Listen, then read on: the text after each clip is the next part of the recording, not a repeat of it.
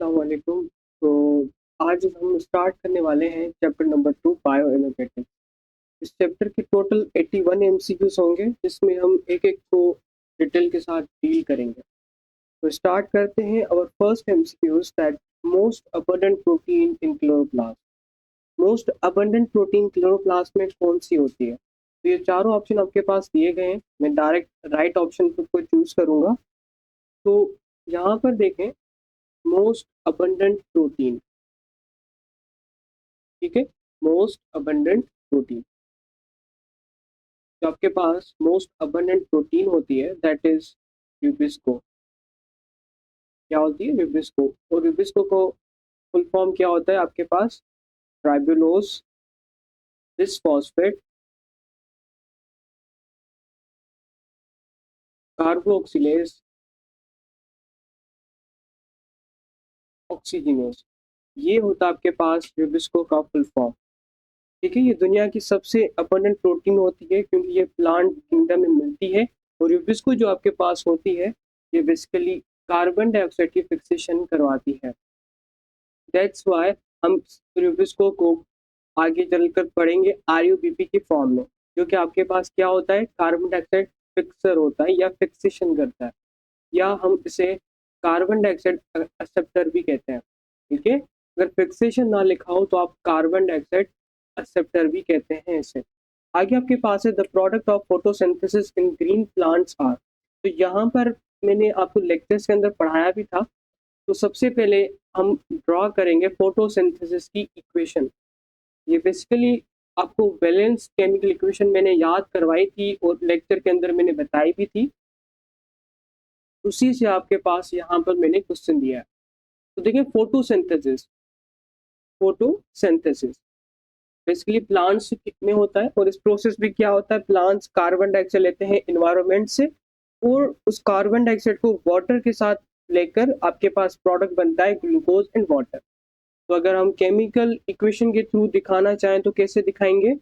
यहाँ पर आपके पास ये लेता है बेसिकली इन्वायरमेंट से carbon dioxide, 6 molecule of carbon dioxide plus आपके पास यहाँ पर होता है वाटर। वाटर के भी आपके पास 6 मॉलिक्यूल होते हैं। जब ये दोनों आपस में रिएक्शन करते हैं तो as a result of reaction आपके पास क्या बनता है? प्रोडक्ट।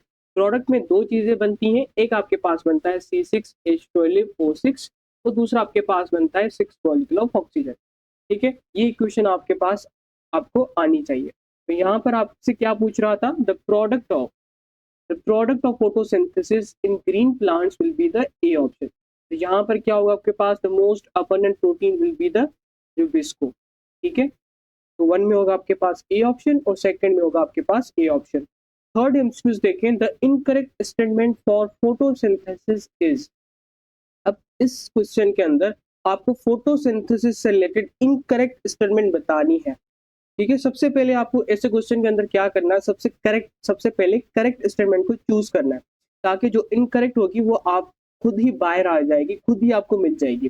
तो सबसे पहले फोटोसिंथेसिस के बारे में आप आंखें बंद करके माइंड में सोचें कि ऑप्शन ए क्या सही है या रॉन्ग है। तो अगर देखा जाए तो ए ऑप्शन बिल्कुल ठीक है कि इट अकर्स ड्यूरिंग लाइट या डे टाइम। जब भी आपके पास सूरज रोशनी होती है तो उसी के थ्रू आपके पास ये प्रोसेस फोटोसिंथेसिस का चलता है। और मैंने आपको पढ़ाया भी हुआ है कि photosynthesis basically it is a combination of two type of reactions. पढ़ाया था ना मैंने कि फोटोसिंथेसिस आपके पास कॉम्बिनेशन होता है दो टाइप्स का। एक होता है आपके पास लाइट डिपेंडेंट रिएक्शन और दूसरा आपके पास क्या होता है? Light independent reaction. जब ये दोनों प्रोसेस हम पढ़ते हैं कंप्लीटली देन जाकर आपके पास एक फोटोसिंथेसिस प्रोसेस कंप्लीट होता है। ठीक है, तो आप यहाँ पर देख रहे हो ये जो कार्बन डाइऑक्साइड आपके पास आ रही है ये पूरा प्रोसेस फोटोसिंथेसिस के अंदर होता है। ठीक है, अब यहाँ पर इन्होंने बात की सनलाइट के थ्रू, यानी फोटोसिंथेसिस क्या सनलाइट में होता है? बिल्कुल सनलाइट की प्रेजेंस में होता है आपके पास। ये आपके पास इसके फर्स्ट पार्ट के अंदर आता है। दैट मीन ए ऑप्शन बिल्कुल सही है।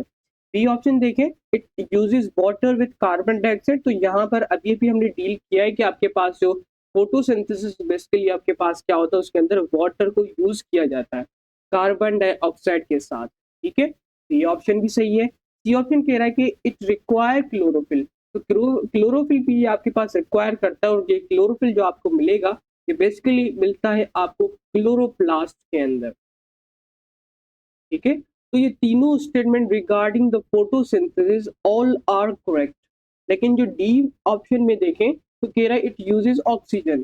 फोटोसिंथेसिस ऑक्सीजन को यूज नहीं करता, क्यों? क्योंकि अभी अभी मैंने आपको इक्वेशन के थ्रू बताया है कि जो वाटर होता है वो यहाँ पर यूज नहीं होता, बल्कि प्रोडक्ट के तौर पर प्रोड्यूस होता है। यानी वो क्या होता है आपके पास, रिलीज होता है, rather to be the uses are consume. तो ऑक्सीजन यहाँ पर यूज नहीं होता। फोर्थ कुछ एमसीक्यूज में है, the spectrophotometer is used to measure. Spectrophotometer अब सबसे पहले देखें क्या होता है, फिर हम आगे ऑप्शन पे जाएंगे। तो स्पेक्ट्रोफोटोमीटर, स्पेक्ट्रो क्या था आपके पास, स्पेक्ट्रो था, ठीक है, स्पेक्ट्रोफोटोमीटर। अब नाम से देखें तो आपको लगेगा कि सर ये एक इंस्ट्रूमेंट टाइप का होता है। जी हाँ, ये आपके पास एक इंस्ट्रूमेंट होता है जो कि क्या करता है आपके पास, ये बेसिकली बताता है कि कोई पिगमेंट किस वेवलेंथ की लाइट को कितना एब्जॉर्ब कर रहा है। अगेन आपको बता दूं कि फोटोसिंथेसिस आपको बताता है कि कोई भी पिगमेंट आपके पास हो वो किस वेवलेंथ की लाइट को कितना एब्जॉर्ब कर रहा है। अगर आपके पास डिफरेंट पिगमेंट दिए जाए और उनकी डिफरेंट वेवलेंथ दी जाए तो वो आपको बताएगा कि ये जो लाइट है, ये जो पिगमेंट है, वो किस वेवलेंथ की लाइट को कितना एब्जॉर्ब कर रहा है। तो ये जो इंस्ट्रूमेंट होता है इसे हम कहते हैं स्पेक्ट्रोफोटोमीटर। और जो आपके पास एब्जॉर्प्शन स्पेक्ट्रम बनता है वो भी इसी स्पेक्ट्रोफोटोमीटर इंस्ट्रूमेंट को यूज करके बनाया जाता है। ठीक है, तो ये आपके पास स्पेक्ट्रोफोटोमीटर क्या बताता है बेसिकली, हाँ जी, इट इज बेसिकली एग्जैक्टली तो ये आपके पास बताता है the absorption of different wavelength. ठीक है, तो यहाँ पर राइट ऑप्शन क्या होगा। और यहाँ पर एक और चीज नोट कर लें, जो आपके पास फोटोमीटर इंस्ट्रूमेंट की मदद से जो आपके पास एक स्पेक्ट्रम बनता है जिसे हम क्या कहते हैं, एब्जॉर्प्शन स्पेक्ट्रम। अगर आपको किसी भी पिगमेंट का एब्जॉर्प्शन स्पेक्ट्रम बनाना है तो आप क्या यूज करोगे, स्पेक्ट्रोफोटोमीटर यूज करेंगे।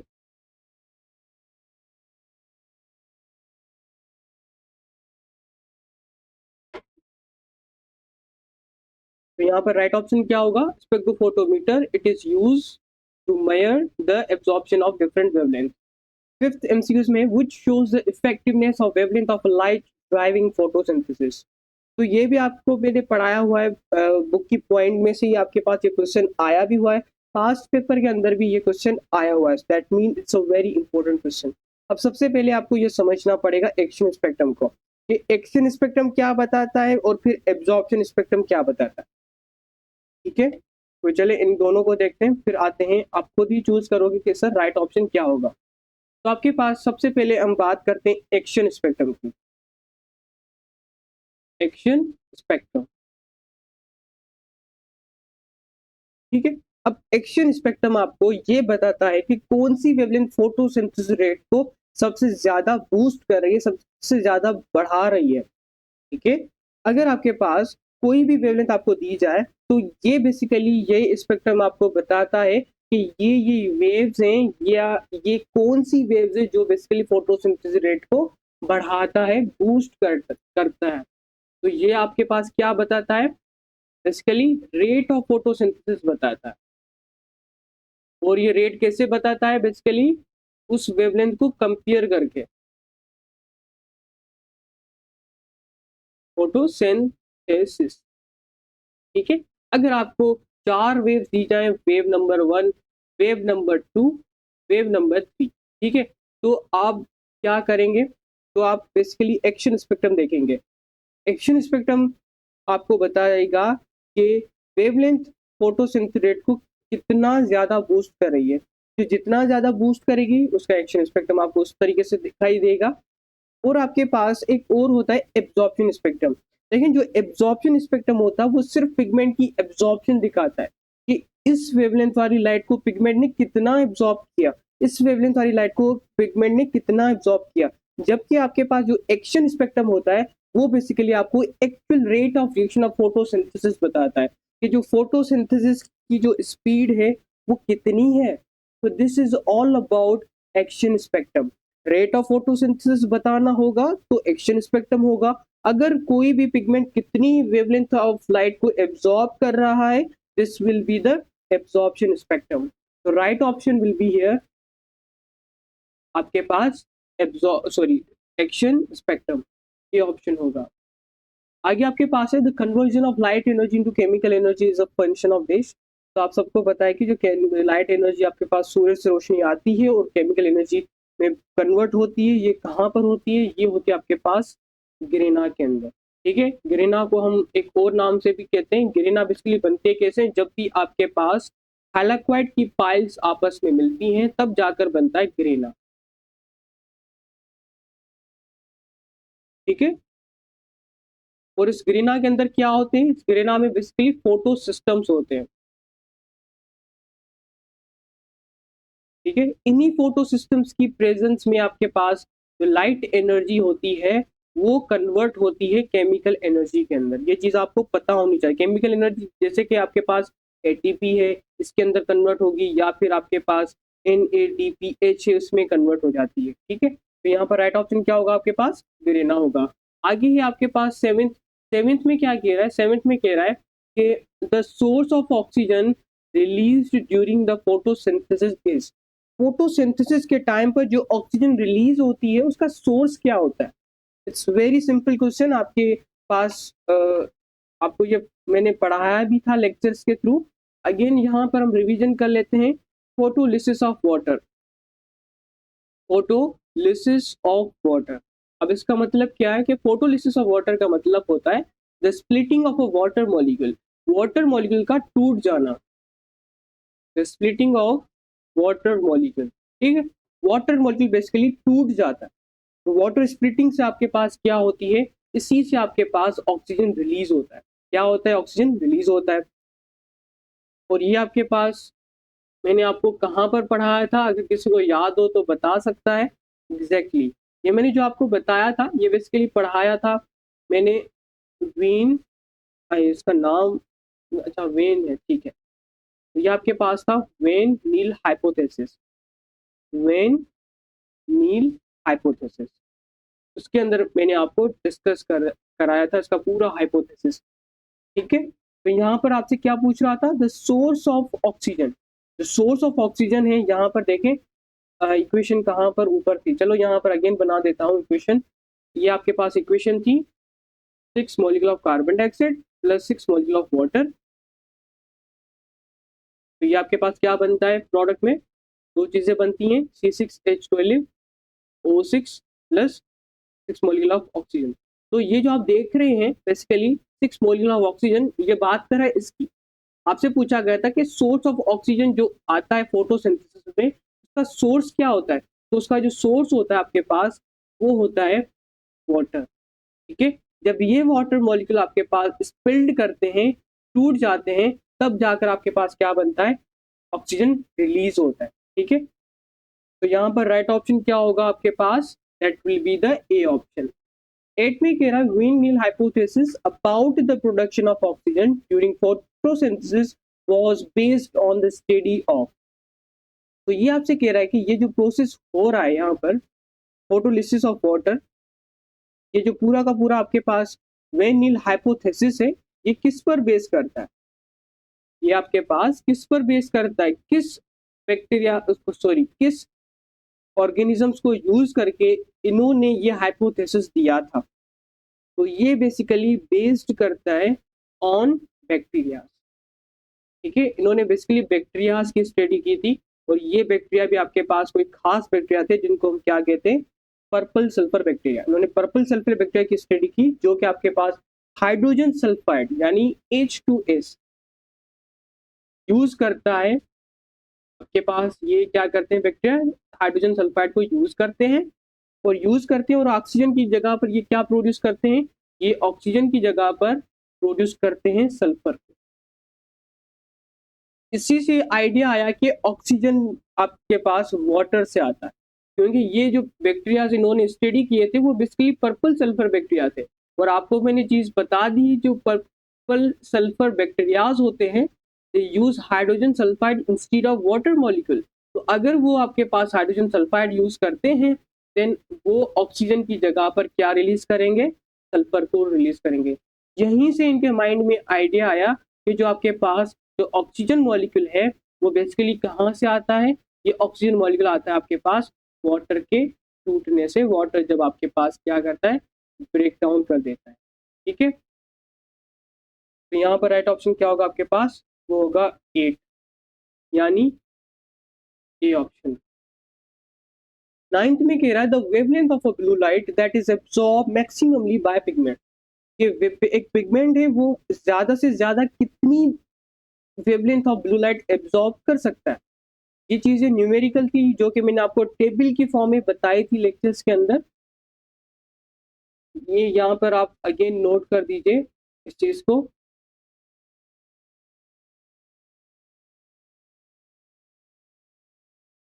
अच्छा जी, तो मैक्सिमम वेवलेंथ आपके पास कितनी एब्जॉर्ब कर सकता है। तो यहाँ पर दो लाइट्स मैं आपको बताऊंगा, एक बताऊंगा ब्लू लाइट और एक बताऊंगा आपके पास रेड लाइट। बस यही दो आए हैं आपके सिलेबस में, तो मैक्सिमम चांसेस है इन्हीं दोनों में से कोई एक आ जाए। लेकिन जो मैक्सिमम पिगमेंट एब्जॉर्ब करता है ब्लू लाइट, उसकी जो वेवलेंथ होती है वो मैंने आपको कितनी बताई थी, 430 नैनोमीटर। 430 नैनोमीटर।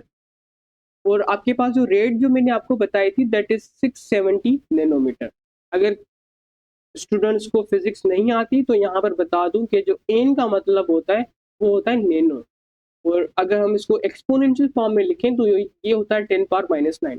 तो कभी कभी आपके एग्जाम में ये वैल्यूज एग्जैक्टली मेंशन नहीं की जाती। देन आप क्या चूज करोगे, देन आपको कुछ इस टाइप का भी मिलेगा -9 मीटर, या यहाँ पर होगा आपके पास 6-7 नैनो की जगह पर जस्ट ये वैल्यू पुट करोगे तो आपके पास वो मीटर के अंदर भी मेंशन कर सकता है। तो यहाँ पर राइट ऑप्शन क्या होगा आपके पास, यहाँ पर जो आपके पास राइट ऑप्शन होगा this will be the 9th के अंदर क्या होगा, ब्लू लाइट के बारे में पूछ रहा था, so it will be the C option. 10th MCQs देखें, which of the following group does not use water as a proton donor. तो वही चीज मैंने आपको यहीं पर बताई थी, ठीक है, वेन नील हाइपोथेसिस के अंदर। लेकिन अगेन मैं आपको रिवाइज करवा दूं बिकॉज ये ऐसे टॉपिक है जहां पर बच्चे कंफ्यूज करते हैं। तो यहाँ पर आपके पास जो क्वेश्चन में कह रहा था कि कौन सा ग्रुप होता है जो कि वाटर को एज अ प्रोटॉन डोनर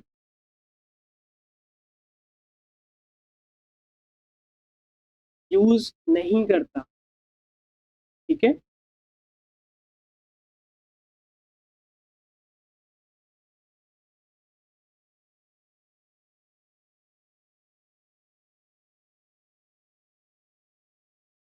तो यहाँ पर बेसिकली आपको क्या बताना है, ग्रुप बताना है जो कि यूज नहीं करता।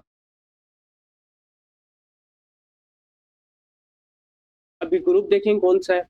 सबसे पहले आपको पता होना चाहिए कुछ चीजें। देखिए, अभी भी मैंने आपको एक खास बैक्टीरियाज बताए थे, बताए कौन से, वो मैंने बताए थे आपको पर्पल सल्फर बैक्टीरिया।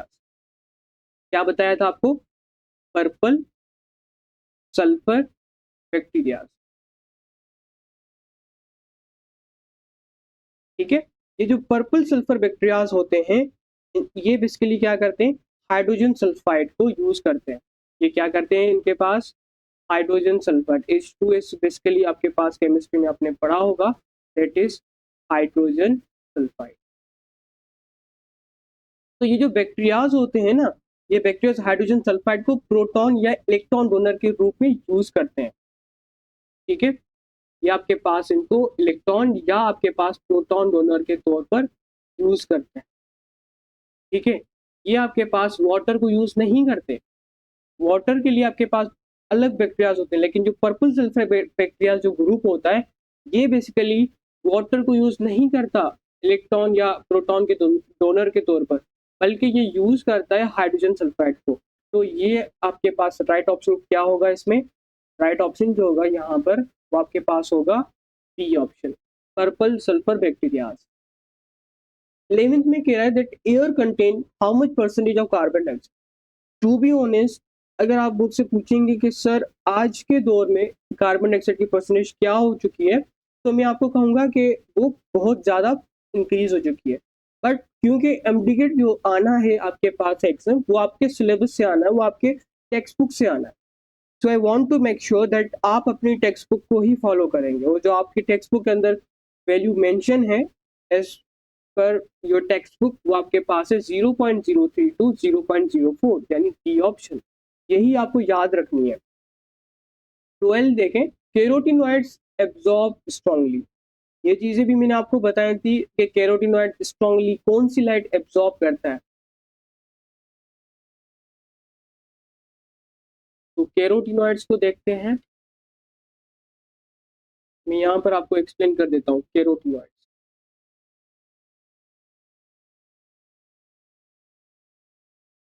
यहाँ पर इन्होंने बात की स्ट्रांगली एब्जॉर्ब करता है, इन्होंने बात की है स्ट्रांगली एब्जॉर्ब करता है। कैरोटीनॉइड एक पिगमेंट है जो कि लाइट को एब्जॉर्ब भी करता है, रिफ्लेक्ट भी करता है। क्योंकि यहाँ पर इन्होंने एब्जॉर्ब की बात की है, कौन सी लाइट एब्जॉर्ब करता है, तो वो बेसिकली आपके पास ब्लू वायलेट लाइट होती है। ठीक है, ये आपके पास blue violet, blue violet light को स्ट्रांगली एब्जॉर्ब करता है। अगर वो एब्जॉर्प्शन की बात नहीं करता, बल्कि वो बात करे रिफ्लेक्ट करता है स्ट्रांगली, वो उस लाइट को रिफ्लेक्ट करता है, अपनी तरफ आने ही नहीं देता, तो वो आपके पास कौन सी है, वो होती है O R. Sorry, O R नहीं होती, बल्कि वाई ओ होती है। क्या होती है आपके पास, वो होती है Y O. Y O means yellow orange. इस लाइट को वो आपके पास क्या करता है, स्ट्रांगली रिफ्लेक्ट करता है। ये आपके टेक्स्ट बुक की पॉइंट्स हैं। तो यहाँ पर क्या है, आपके पास कैरोटीनॉइड एब्जॉर्ब स्ट्रांगली। क्या स्ट्रांगली एब्जॉर्ब करता है, इट विल बी द, क्या होगा आपके पास, येलो। अभी मैंने क्या बताया आपके पास, I am so sorry, carotenoid absorb क्या करता है स्ट्रांगली, वो मैंने आपसे पूछा है। हाँ, तो ये यहाँ पर जो राइट ऑप्शन होगा वो ब्लू वायलेट होगा। येलो ऑरेंज तब होगा जब आपसे पूछा जाए कि कैरोटीनॉइड्स रिफ्लेक्ट स्ट्रांगली, तब आप चूज करोगे Y O, that means yellow orange. But अगर आपसे पूछा जाए स्ट्रांगली एब्जॉर्ब करता है, that will be the blue violet. 13 के अंदर देखें, magnesium is the central part of fish. तो मैग्नीशियम होता है आपके पास, ये सेंट्रल पार्ट किसका होता है। चले आए यहाँ पर देखें, इनको हम एक्सप्लेन करते हैं। बेसिकली हम पढ़ते हैं एक मॉलिक्यूल को, एक पिगमेंट को, जिसका नाम है आपके पास क्लोरोफिल, जो कि आपके पास मिलता है किसके अंदर, ये आपको मिलेगा क्लोरोप्लास्ट के अंदर। ठीक है, तो क्लोरोफिल की बात करें, सबसे पहले इसके स्ट्रक्चर से रिलेटेड बहुत से एमसीक्यूज आते हैं। इसमें आपके पास दो चीजें आती हैं, एक आता है हेड और दूसरा आता है आपके पास टेल। अगर आप पूछेंगे हेड की बात करेंगे, तो हेड के अंदर आपके पास 4 पायरोल रिंग होती हैं, और एक आपके पास मैग्नीशियम आयन होता है। और ये इसकी लोकेशन क्या होती है, इसकी लोकेशन भी आपसे पूछी जाती है, तो ये आपके पास सेंटर में होता है। टेल जो आपके पास होती है, इसको हम कहते हैं फाइटोल टेल। क्या कहते हैं इसे, इसे हम कहते हैं फाइटोल टेल। और ये फाइटोल टेल कहाँ पर होती है, इसकी लोकेशन की बात की जाती है। तो ये इसकी लोकेशन में अगर आपको बताऊं, तो ये बेसिकली एम्बिडेड होती है कहाँ पर, ये एम्बिडेड होती है हाइलाकॉइड मेम्ब्रेन में। इसके अंदर हाइलाकॉइड मेम्ब्रेन में धसी हुई होती है अंदर हाइलाकॉइड मेम्ब्रेन। एक और टर्म आती है हेड से रिलेटेड। हेड क्या होता है, हाइड्रोफिलिक होता है, हाइड्रोफोबिक होता है। तो क्योंकि ये आपके पास आउटर साइड पर होता है, हेड आपके पास आउटर साइड पर होता है, दैट्स व्हाई ये आपके पास होगा हाइड्रोफिलिक। क्या होगा, हाइड्रोफिलिक होगा। हाइड्रोफिलिक का मतलब होता है वाटर लविंग। अब क्योंकि इनको वाटर से लव है, दैट्स व्हाई नेचर ने इनको आउटर साइड रखा है। बिकॉज आउटर साइड क्या होता है, वाटर होता है, तो ये इजीली वाटर को फेस कर सकते हैं।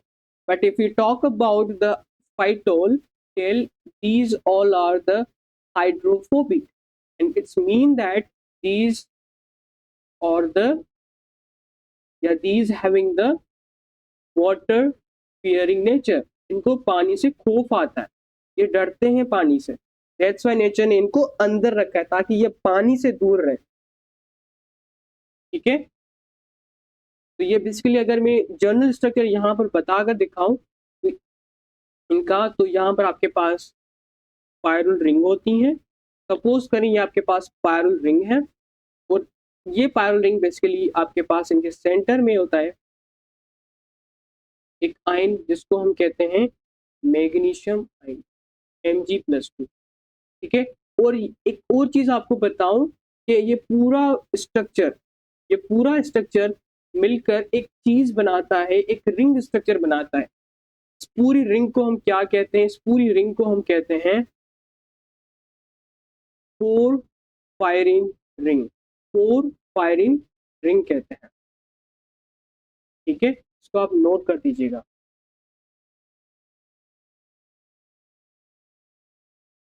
तो आते हैं वापस यहाँ पर।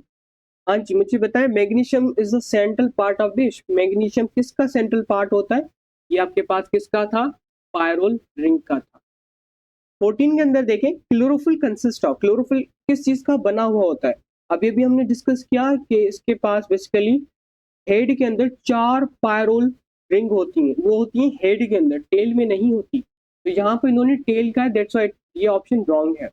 यहाँ पर भी इन्होंने टेल का है, दैट्स व्हाई ये ऑप्शन भी रॉन्ग है। सी के अंदर देखें, सी के अंदर कह रहा है कि a head of 4 pyrrole ring and the tail of linked nitrogen, nitrogen tail के साथ लिंक नहीं होता, तो ये ऑप्शन भी रॉन्ग होगा। 14 के अंदर जो राइट ऑप्शन होगा it will be the D option. ठीक है, गुड। नाउ चलते हैं 15 के ऊपर। The correct sequence of energy transfer between photosynthetic pigment will be. अब एनर्जी ट्रांसफर से रिलेटेड बात करते हैं, एनर्जी ट्रांसफर से रिलेटेड हम बात करते हैं। एनर्जी ट्रांसफर देखिए होता क्या है आपके पास, बेसिकली होते हैं यहाँ पर असेसरी पिगमेंट्स। क्या होते हैं? Accessory pigments. स्पेल सही करते हैं यहाँ पर, ACCESSORY, असेसरी पिगमेंट्स। अब असेसरी पिगमेंट्स में कौन कौन से आ जाते हैं? असेसरी पिगमेंट में आपके पास दो आ जाते हैं। एक आपके पास आता है कैरोटिनॉइड्स और दूसरा आपके पास क्या आता है? Chlorophyll B. ये दोनों पिगमेंट जो आपके पास होते हैं ये बेसिकली असेसरी पिगमेंट्स होते हैं। ठीक है, तो जब भी आपके पास सूरज से सनलाइट आती है, उसकी रेज आती हैं, तो बेसिकली ये कहाँ जाती हैं? असेसरी पिगमेंट के पास आती है। असेसरी पिगमेंट लाइट को एब्जॉर्ब करके एनर्जी को एक प्राइमरी पिगमेंट की तरफ ट्रांसफर करता है। ठीक है, तो ये जो आपके पास लाइट आई आ रही है असेसरी पिगमेंट के पास, तो ये खुद के साथ एक एनर्जी ला रही है। ये एनर्जी जाएगी असेसरी पिगमेंट के पास। अब ये जो असेसरी पिगमेंट्स होते हैं ये इस एनर्जी को आगे जाकर ट्रांसफर करते हैं इसके पास? प्राइमरी पिगमेंट के पास। अब प्राइमरी पिगमेंट कौन सा होता है? This will be the your chlorophyll A. ये आपके पास होता है प्राइमरी पिगमेंट। तो ये बेसिकली क्या करता है? इस लाइट एनर्जी को एब्जॉर्ब करके लाइट एनर्जी को कहाँ ट्रांसफर कर देता है? प्राइमरी पिगमेंट के पास ट्रांसफर कर देता है। और फिर प्राइमरी पिगमेंट जो है इसके पास रिएक्शन सेंटर होता है और ये आपके पास जाती है रिएक्शन सेंटर में। ठीक है, तो यहाँ पर राइट ऑप्शन क्या होगा? 15 के अंदर फर्स्ट आपके पास कैरोटिनॉइड्स में आई, देन क्लोरोफिल बी में आई, देन क्लोरोफिल ए में आई। 16 में देखें, अच्छा इसके अंदर भी मैं आपको बता दूं डिफरेंस, यहीं पर ये सारी चीजें हम पढ़ चुके हैं अभी अभी, तो ये आपके पास सॉल्व हो जाएगा। देखें डिफरेंस आपको बताना है क्लोरोफिल ए और बी के अंदर, दोनों के अंदर। तो डिफरेंस आपको बहुत ही इजी है, ये चीजें मैंने अभी भी बताई हैं। ऑप्शन ए देखें क्या है? ऑप्शन ए है आपके पास chlorophyll A has a different type while chlorophyll B has a single type. ये ऑप्शन भी बिल्कुल सही है। ए में आपने पढ़ा होगा 17 होता है, 39 होता है, 27 होता है, 18 होता है, फिर 19 होता है। इस टाइप के बहुत से टाइप होते हैं क्लोरोफिल ए के। बट आपके पास जो क्लोरोफिल बी होता है उसका सिर्फ एक ही टाइप होता है। सो ये ऑप्शन आपके पास बिल्कुल सही है। अगर ये फैक्ट आपको अगर पता नहीं है तो काइंडली अपने नोटबुक में ज़रूर मेंशन कर दीजिए। ये आपके पास सही ऑप्शन है। ऑप्शन बी है आपके पास, chlorophyll A has a functional group methyl. ये जो CH3 होता है, हम ऑर्गेनिक केमिस्ट्री में हमने पढ़ा है, ये आपके पास होता है मिथाइल ग्रुप। और एक आपके पास होता है CHO, ये आपके पास क्या होता है, फॉर्माइल ग्रुप। ठीक है, एल्डिहाइड में आप पढ़ते हो इस तरीके से स्ट्रक्चर होता है, कार्बन डबल बॉन्ड O, यहाँ पर होता है हाइड्रोजन। तो ये आपके पास जो स्ट्रक्चर है ये सेम है। ठीक है, तो बेसिकली क्लोरोफिल ए के पास क्या होता है, क्लोरोफिल ए के पास होता है CH3 ग्रुप, और क्लोरोफिल बी के पास क्या होता है, CHO ग्रुप होता है। तो ये ऑप्शन भी बिल्कुल सही है। Chlorophyll A is a necessary pigment, primary pigment होता है। क्लोरोफिल बी एसेसरी पिगमेंट होता है, ये भी सही है, डिफरेंस सही है। लेकिन जो डी है आपके पास, it will be the wrong. क्यों? क्योंकि क्लोरोफिल ए जो होता है वो आपके पास प्रेजेंट होता है रिएक्शन सेंटर में। ठीक है, तो ये चीज आपको पता होना चाहिए। यहाँ पर जो राइट ऑप्शन क्या होगा, डी होगा। क्योंकि आपसे पूछा गया था, 4 ऑप्शन है आपके पास, 3 जो है वो डिफरेंस है क्लोरोफिल ए और क्लोरोफिल बी के दरमियान में, बट एक ऑप्शन आपको ऐसा चूज करना है जिसके अंदर डिफरेंस गलत लिखी हुई है या वो डिफरेंस नहीं है।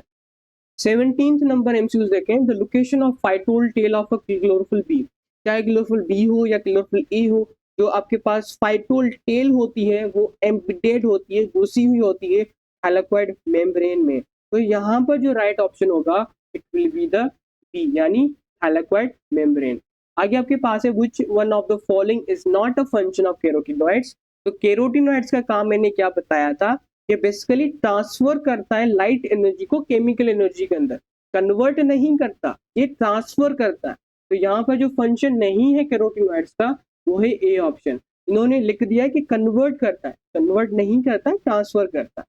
बाकी जो तीनों ऑप्शन आपके पास है B, C, D, ये इसके फंक्शन होते हैं, ये आप नोट कर दीजिए। आगे आपके पास है 19, the location of photosynthetic pigment in purple sulphur bacteria. अब ये तो लॉजिकल है आपके पास। ठीक है, purple sulphur bacteria, purple sulphur bacterias में शॉर्ट फॉर्म में लिखना चाहूंगा। ये पर्पल सल्फर बैक्टीरियाज जो होते हैं, ये क्या होते हैं, ये होते हैं प्रोकैरियोट्स। और प्रोकैरियोट्स आपके पास ऐसे होते हैं ऑर्गेनिज्म जिनके पास कोई भी मेम्ब्रेन बाउंड ऑर्गेनिल्स नहीं होते, मेम्ब्रेन बाउंड ऑर्गेनिल्स नहीं होते। ठीक है, मेम्ब्रेन बाउंड ऑर्गेनल जैसे कि आपके पास माइटोकॉन्ड्रिया आ गया, ये एक मेम्ब्रेन बाउंड ऑर्गेनल है। ठीक है, जैसे कि आपके पास और क्या आपके पास माइटोकॉन्ड्रिया है, और क्या ऑप्शन दिए गए हैं इसके अंदर, किसी को याद है? चले देख लें ऑप्शन, एक माइटोकॉन्ड्रिया और आपके पास क्या है, थैलेकॉइड्स ग्रेना। ओके, माइटोकॉन्ड्रिया नहीं है, थैलेकॉइड ग्रेना और स्ट्रोमा। तो यहाँ पर आपके पास इन्होंने जो ऑप्शन दिए हैं वो माइटोकॉन्ड्रिया नहीं दिया, यहाँ पर जस्ट इन्होंने दिया है कि आपके पास स्ट्रोमा है, आपके पास थैलेकॉइड है, थाइलाकॉइड।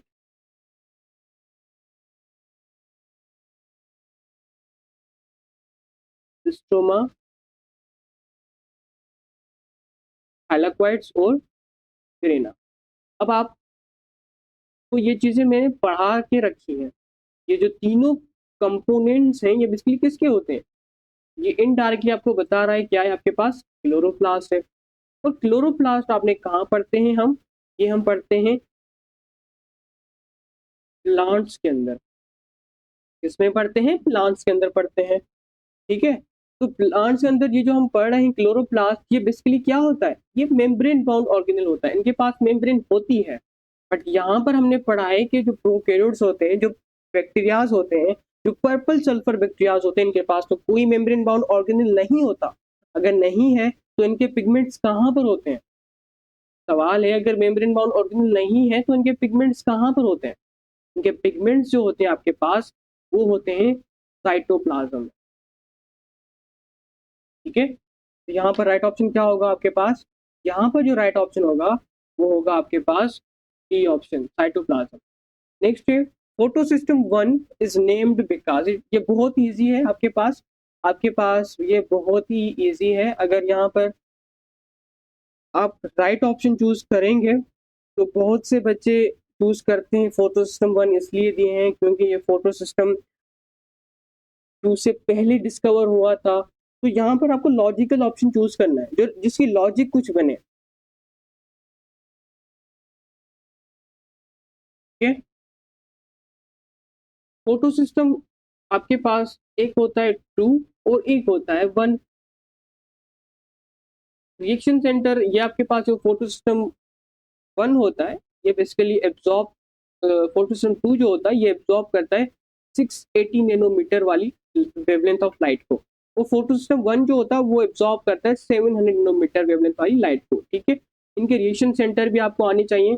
रिएक्शन सेंटर कौन कौन से होते हैं इन दोनों के, जो इन दोनों के रिएक्शन सेंटर होते हैं आपके पास वो कौन कौन से होते हैं वो भी आपको आने चाहिए।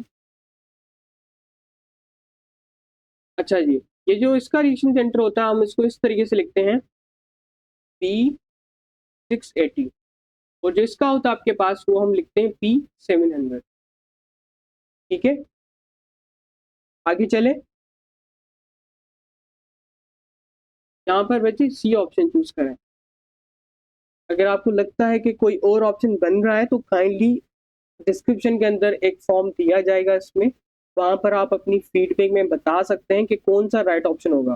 फिर मैं रिव्यू करके आपको वो चीज़ एक्सप्लेन कर दूंगा। अगर आप सही होंगे then we will definitely accept your feedback. 21 में आपके पास photosystem 2 has a reaction centre of dash.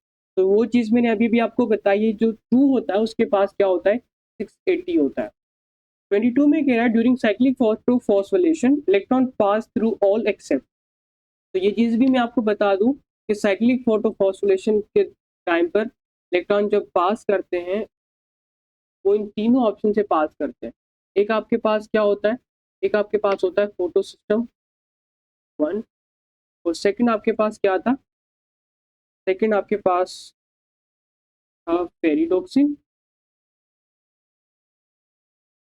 और थर्ड पर आपके पास क्या दिया हुआ था साइटोक्रोम कॉम्प्लेक्स।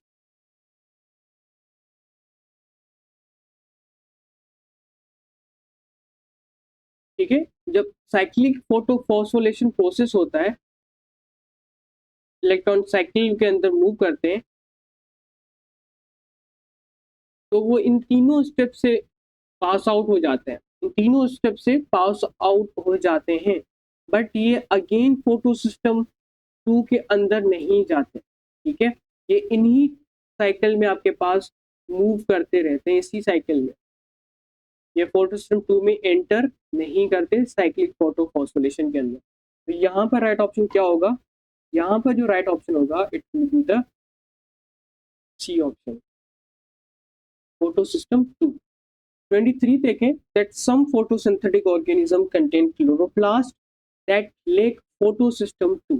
कुछ ऑर्गेनिजम्स ऐसे होते हैं जिनके पास क्लोरोप्लास्ट होता है बट उनके पास फोटोसिस्टम 2 नहीं होता, yet are able to survive।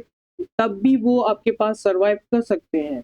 The best way to detect the lack of photosystem 2 in the organism would be।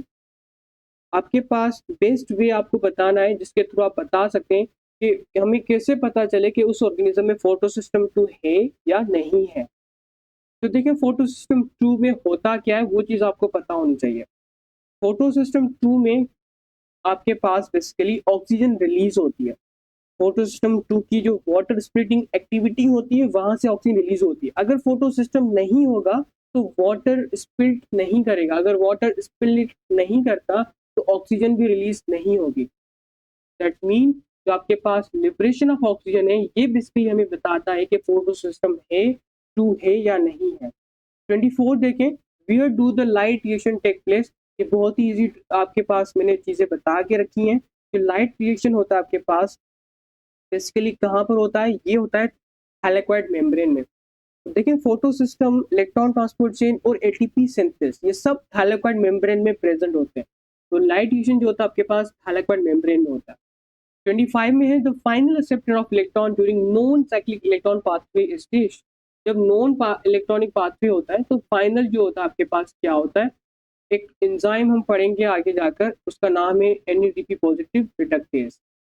तो जो फाइनल स्टेप की यहाँ पर इसने बात कर रहा है, फाइनल स्टेप इसके अंदर नॉन साइक्लिक फोटोफॉस्फोरिलेशन के अंदर, फोटोफॉस्फोरिलेशन के अंदर, ठीक है। तो फाइनल स्टेप में क्या होता है, पेरिडोक्सिन के पास एक एंजाइम होता है, पेरिडोक्सिन के पास एक एंजाइम होता है जिसका नाम होता है NADP positive reductase.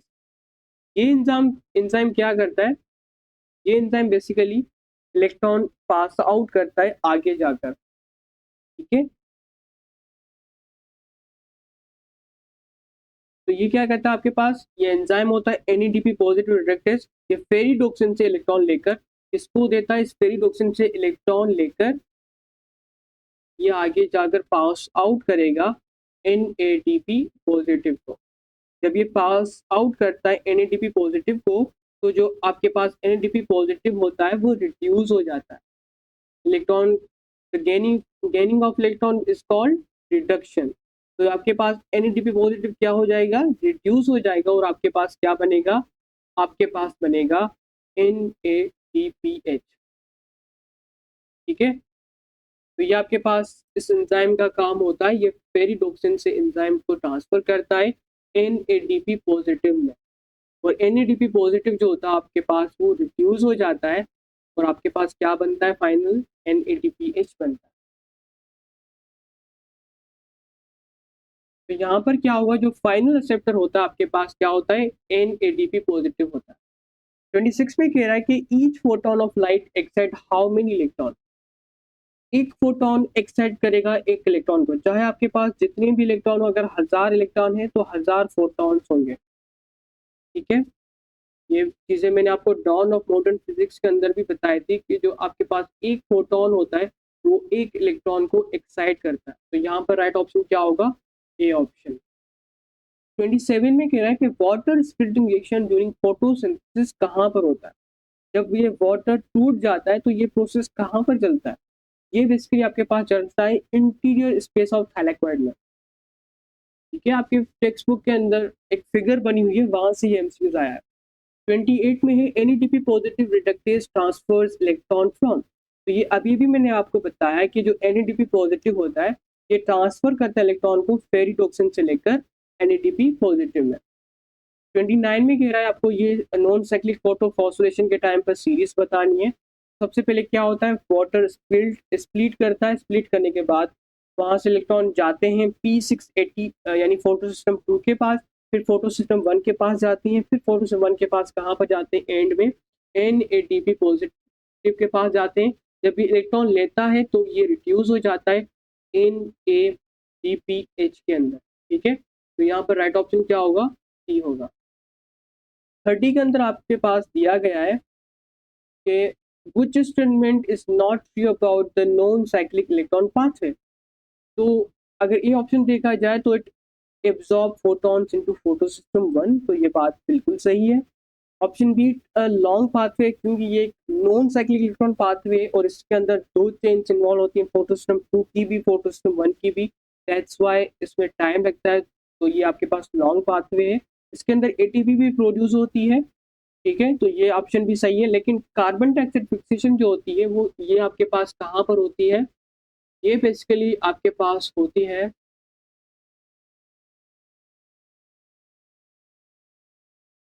Calvin cycle के अंदर, ठीक है। जब केल्विन साइकिल पढ़ेंगे तो वहां पर ये फिक्सेशन होती है, जो कि आपके पास एक एंजाइम करवाता है जिसका नाम है रुबिस्को, जो फर्स्ट एमसीक्यूज में हम डिस्कस कर चुके हैं। 31 के अंदर कह रहा है NADPH2 is produce in photosynthesis during, वही चीज बार बार आ रही है आपके पास। NADPH2 जो होता है वो आपके पास बेसिकली प्रोड्यूस होता है नॉन साइक्लिक फोटोफॉस्फोरिलेशन के टाइम पर, यहाँ पर होगा सी ऑप्शन। 32 में कह रहा है कि Z scheme is another name use for, ये आपके पास आपकी जो टेक्स्ट बुक के अंदर एक ग्राफ बना हुआ है वहां से ये मैंने यूज दिया है। लेकिन जो जी स्कीम होता है वो हम किसे कहते हैं, जब आप ग्राफ देखेंगे या जब मैंने ग्राफ बनाया था तो वहाँ पर आपको दिखाया था लेक्चर्स के अंदर कि जो आपके पास फोटो सिस्टम 2 से फोटो सिस्टम 1 तक इलेक्ट्रॉन एनर्जी लेवल को मैंने वहाँ पर दिखाया था। तो जो ग्राफ बन रहा था वो किस टाइप का बन रहा था, वो बन रहा था जी टाइप का। ठीक है, ऐसा लग रहा था कि यहाँ पर जी बना हुआ है। ठीक है, इसलिए नॉन साइक्लिक फोटोफॉस्फोरेशन को हम जी स्कीम भी कहते हैं। तो ये आपके पास राइट ऑप्शन क्या होगा, सी होगा। Which of following is not true for the dark reaction? यहाँ पर 4 ऑप्शन दिए गए, एक ऑप्शन ऐसा है जो कि आपके पास डार्क रिएक्शन के बारे में सही नहीं है। ठीक है, एक और चीज for your information, dark reaction को हम केल्विन साइकिल भी कहते हैं। डार्क रिएक्शन को हम लाइट इंडिपेंडेंट रिएक्शन भी कहते हैं। Light independent reaction. ठीक है, तो इसके अंदर हम अभी भी हमने डिस्कस किया, जो जी स्कीम होता है वो दूसरा नाम होता है किसका, नॉन साइक्लिक फोटोफॉस्फोरेशन का, जो कि आपके पास किस में आता है, लाइट डिपेंडेंट रिएक्शन में आता है। यहाँ पर इन्होंने बात की which is not true for the dark reaction, तो यहाँ पर राइट ऑप्शन क्या होगा, सी होगा। 34 के अंदर देखें, the process in which carbon from carbon dioxide is incorporated with into organic molecule is dash. तो कौन सा प्रोसेस है जिसके अंदर कार्बन डाइऑक्साइड शामिल हो जाता है, इनकारपोरेट हो जाता है ऑर्गेनिक मॉलिक्यूल के साथ।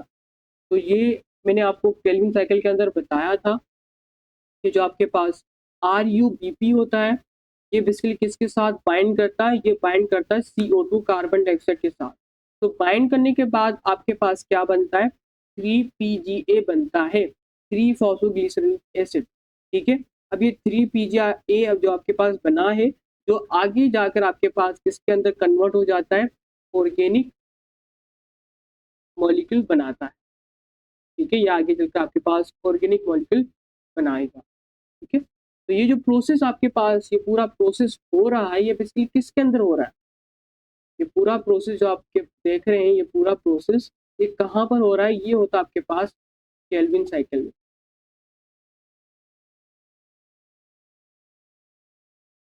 तो यहाँ पर राइट ऑप्शन क्या होगा, केल्विन साइकिल। 35 में है which is associated with Calvin cycle. तो केल्विन साइकिल में मोस्टली हम जो इम्पोर्टेंट चीज पढ़ते हैं, इसको हम कहते हैं carbon dioxide fixation. Carbon dioxide fixation. तो यहाँ पर जो आपके पास एसोसिएटेड होता है केल्विन साइकिल से, वो क्या होता है, कार्बन डाइऑक्साइड फिक्सेशन। 36 में है the product of dark reaction is what. जो प्रोडक्ट होता है डार्क रिएक्शन का, वो क्या होता है। ठीक है, तो इस केल्विन साइकिल का जो आपके पास प्रोडक्ट होता है, वो आपके पास होता है एक मॉलिक्यूल जिसको हम कहते हैं G3P। क्या कहते हैं, G3P।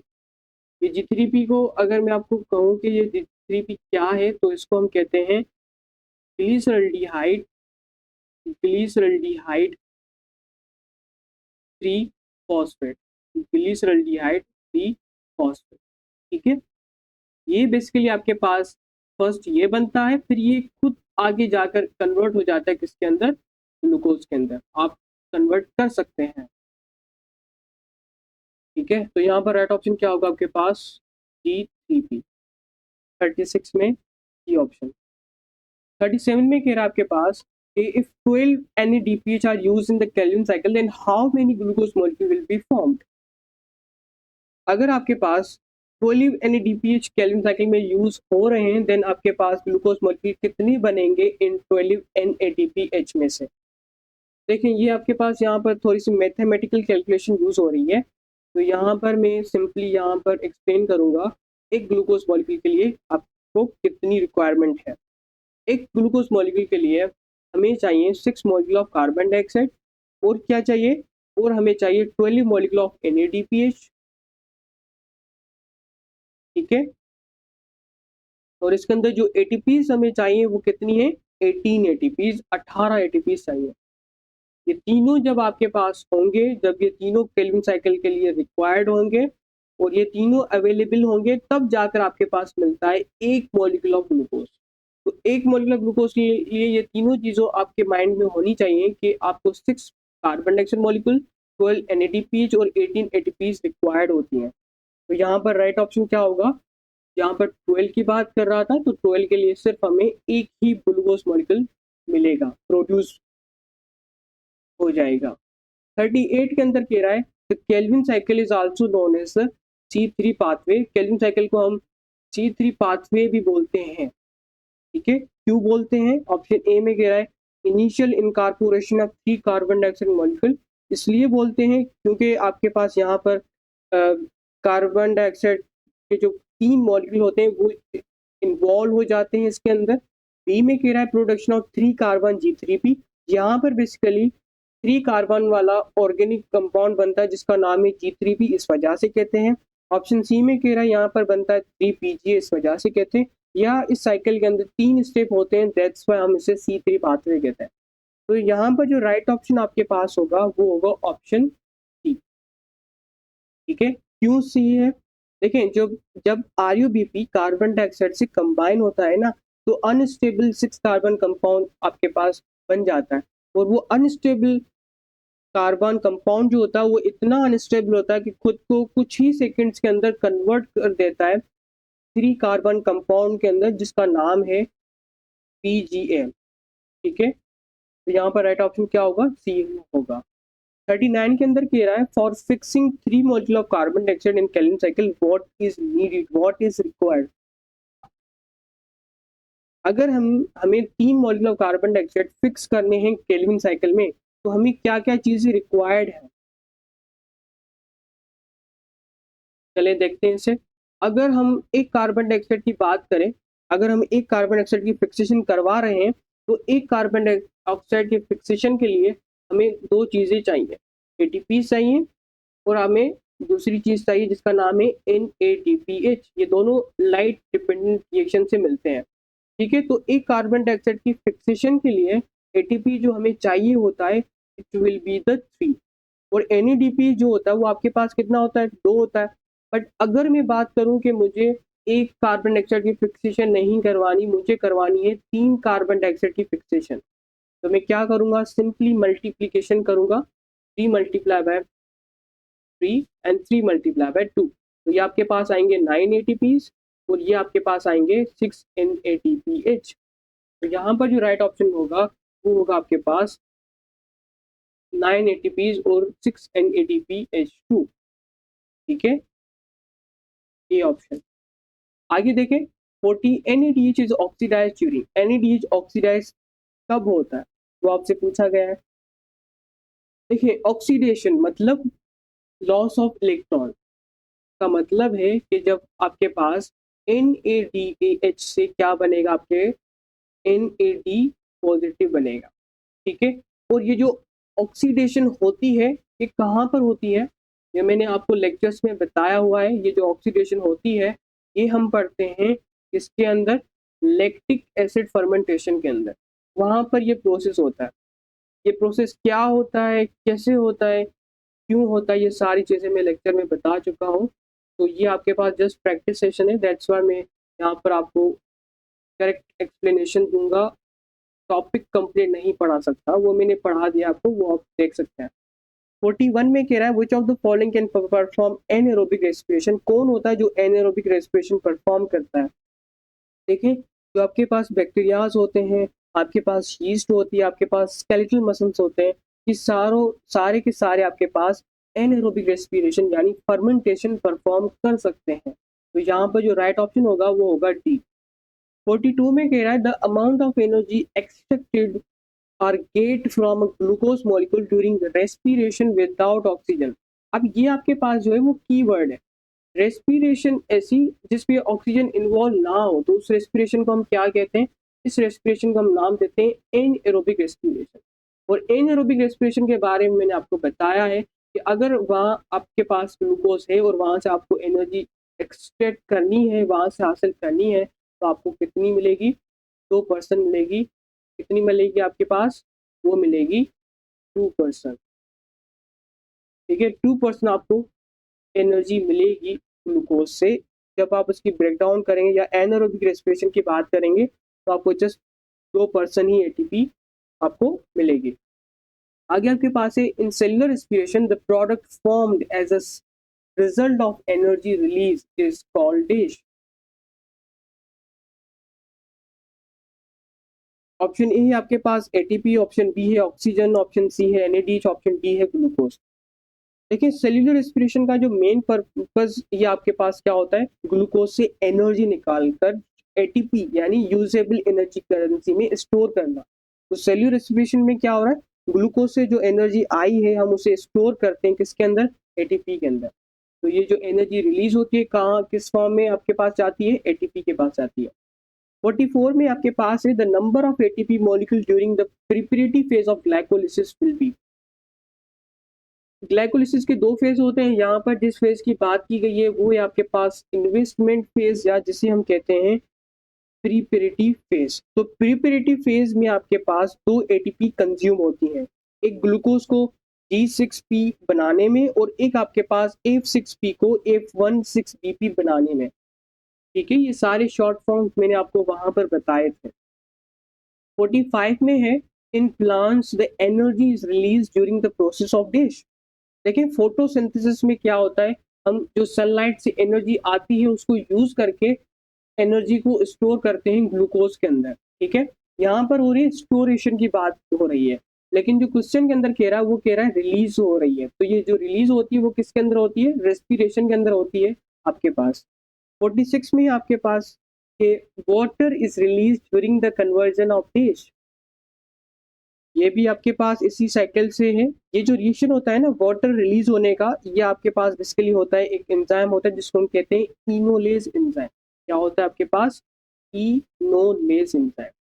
इस एंजाइम की मदद से आपके पास वाटर क्या होता है, यहाँ से रिमूव होता है। यहाँ पर जो आपके पास आता है वो होता है 2-फॉस्फोग्लिसरेट। 2-फॉस्फोग्लिसरेट से वाटर मॉलिक्यूल रिलीज होता है, फिर जाकर ये आपके पास कन्वर्ट होता है पीपी के अंदर। तो ये बेसिकली आपके पास जो वाटर रिलीज हो रहा है वो किस प्रोसेस के अंदर हो रहा है, जब आपके पास 2-फॉस्फोग्लिसरेट कन्वर्ट हो रहा है फॉस्फोइनोल पायरुवेट के अंदर। तो यहाँ पर राइट ऑप्शन क्या होगा, ए होगा। 47 में कह रहा है which one of the following represent the dephosphorylation. Dephosphorylation का मतलब होता है फॉस्फेट ग्रुप का रिमूव हो जाना। जब भी आपके पास फॉस्फेट ग्रुप रिमूवल की बात आए तो हम उसे क्या कहते हैं, डीफॉस्फोरिलेशन। तो ये जो डीफॉस्फोरिलेशन कहाँ पर होता है, यहाँ पर राइट ऑप्शन जो है आपके पास वो बी है। ठीक है, इस स्टेप में आपके पास यहाँ पर ये है आपके पास 1,3-बिसफॉस्फोग्लिसरेट से क्या बन रहा है, 3-फॉस्फोग्लिसरेट बन रहा है। आयोपिक नोमेनक्लेचर तो आपने पढ़ा ही होगा, मैंने आपको पढ़ाया भी था ऑर्गेनिक केमिस्ट्री के अंदर। तो यहाँ पर क्या लिखा है 1,3 मीन्स इस ग्लिसरेट मॉलिक्यूल के कार्बन नंबर 1 और कार्बन नंबर 3 पर आपके पास सेम ही फॉस्फेट ग्रुप है। इसके अंदर भी फॉस्फेट ग्रुप है, इसके अंदर भी फॉस्फेट ग्रुप है। दैट्स वाई हमने यहाँ पर क्या लगाया हुआ है, बिसफॉस्फेट लगाया। जब हम एक फॉस्फेट ग्रुप निकालेंगे, लाइक हम यहाँ से फॉस्फेट ग्रुप निकालते हैं, ये रिमूव हो गया, फिर आपके पास क्या बचेगा, 3-फॉस्फोग्लिसरेट बचेगा। ठीक है, तो ये जो फॉस्फेट की रिमूवल हो रही है कहाँ पर हो रही है आपके पास, ऑप्शन बी में हो रही है। आगे आपके पास है gross production of ATP molecule during glycolysis will be. ठीक है, तो दो फेज होते हैं, एक आपके पास होता है इन्वेंट्री फेज जिसको हम प्रिपरेटरी फेज भी कहते हैं, और दूसरा जो फेज होता है हम उसे कहते हैं पे ऑफ फेज। पे ऑफ फेज में टोटल 4 एटीपी ग्रॉस बनती है, 2 पर ट्रायोस फॉस्फेट मल्टीप्लाई 2 करेंगे, लेकिन नेट गेन जो आपके पास होता है वहां पर क्या होता है, 2 होता है, क्योंकि 2 एटीपी जो आप यूज करते हैं ना वो करते हैं प्रिपरेटरी फेज के अंदर। अभी भी मैंने आपको बताया है कि यहाँ पर जो 2 एटीपी की बात की है हमने कि प्रिपरेटरी फेज में कितनी एटीपी यूज होती है, तो आपके पास कितनी होती है, 2 होती है। ठीक है, यहाँ पर इन्होंने बात की है ग्रॉस की, तो ग्रॉस एटीपीज आपके पास कितनी आएंगी, वो आएंगी 4। अगर ये बात करता कि नेट एटीपीज कितनी है, अगर ये बात करता आपके पास कि नेट एटीपीज कितनी प्रोड्यूस होंगी, तो आप क्या करोगे, टोटल एटीपीज से माइनस करोगे 2। माइनस क्यों कर रहे हैं, क्योंकि ये जो 2 एटीपीज हैं वो हमने यूज की थी प्रिपरेटरी फेज के टाइम पर, तो आपके पास 2 जो एटीपीज मिलेंगी वो कितनी होंगी, वो होंगी नेट। बट यहाँ पर इन्होंने बात किस चीज़ की है, ग्रॉस की है। आगे आपके पास है 49, the net gain of energy from one molecule of glucose during aerobic respiration in prokaryotes. ये सारी वैल्यूज मैंने टेबल की फॉर्म में आपको बताई थी। प्रोकैरियोट्स में एनएडीएच शटल सिस्टम की कोई कॉस्ट नहीं होती, ये चीज आपको पता होनी चाहिए। क्यों? क्योंकि प्रोकैरियोट्स में आपके पास माइटोकॉन्ड्रियाज एब्सेंट होते हैं, इसलिए उन्हें फुल 30 एटीपीज मिलते हैं। जबकि हम यूकैरियोट्स की बात करें तो वहां पर आपके पास माइटोकॉन्ड्रियाज होते हैं और वहां पर आपके पास कॉस्ट भी होती है, एटीपी कंज्यूम भी होती है। दैट्स वाई जो आपके पास यूकैरियोट्स होते हैं उसके अंदर आपके पास 36 एटीपीज होती हैं। क्योंकि प्रोकैरियोट्स के पास माइटोकॉन्ड्रिया नहीं होता तो वहां पर कोई भी शटल कॉस्ट या वहां पर एटीपीज कंज्यूम नहीं होती, तो आपके पास जो नेट आती है वो कितनी आती है? 38 आती है। क्योंकि यहाँ पर प्रोकैरियोट्स की बात कर रहा है, that's why the right option will be the B. 50 में कह रहा है the oxidation of succinate produce, या हम पढ़ते हैं क्रेब साइकिल के अंदर, और सक्सीनेट डीहाइड्रोजिनेज एंजाइम आपने पढ़ा ही होगा। मैं इसको यहाँ पर कर रहा हूँ, आप बाद में नोट कर दीजिएगा। आपके पास एक एंजाइम होता है क्रेब साइकिल के अंदर जिसको हम क्या कहते हैं? सक्सीनेट डीहाइड्रोजिनेज, और एंजाइम के चैप्टर के अंदर ये चीज हम पढ़ भी चुके हैं इस एंजाइम को। देखिए सक्सीनेट डीहाइड्रोजिनेज जो आपके पास एंजाइम होता है वो क्या करता है? वो बेसिकली इस सक्सीनेट मॉलिक्यूल को, इस सक्सीनेट को फ्यूमारेट में ऑक्सीडाइज कर देता है। ये आपके पास जो सक्सीनेट है मॉलिक्यूल को ऑक्सीडाइज कर देता है किसके अंदर? फ्यूमारेट के अंदर। ठीक है, ये चीज आपको पता होनी चाहिए। क्या हो रहा है यहाँ पर? आपके पास ऑक्सीडाइज कर रहा है सक्सीनेट को। ठीक है, इसी अच्छा इसी ऑक्सीडेशन में क्या होता है? इसी ऑक्सीडेशन में आपके पास जो इसी ऑक्सीडेशन में आपके पास, देखिए मैं यहाँ पर साइड पर कर रहा हूँ बिकॉज यहाँ पर जगह नहीं है लिखने की, तो यहाँ पर क्या कर रहा हूँ? एफ जो होता है इसी प्रोसेस के अंदर, वो इसके अंदर आपके पास रिड्यूस हो जाता है, वो रिड्यूस हो जाता है FADH2 के अंदर। ठीक है, इसको भी आप याद कर लेंगे। सक्सीनेट ऑक्सीडाइज होता है फ्यूमारेट के अंदर, कौन करवाता है? एक एंजाइम होता है जिसका नाम होता है सक्सीनेट डीहाइड्रोजिनेज। अब इसी प्रोसेस में FAD जो होता है आपके पास, ये भी रिड्यूस होता है FADH2 के अंदर। तो यहाँ पर राइट ऑप्शन क्या होगा?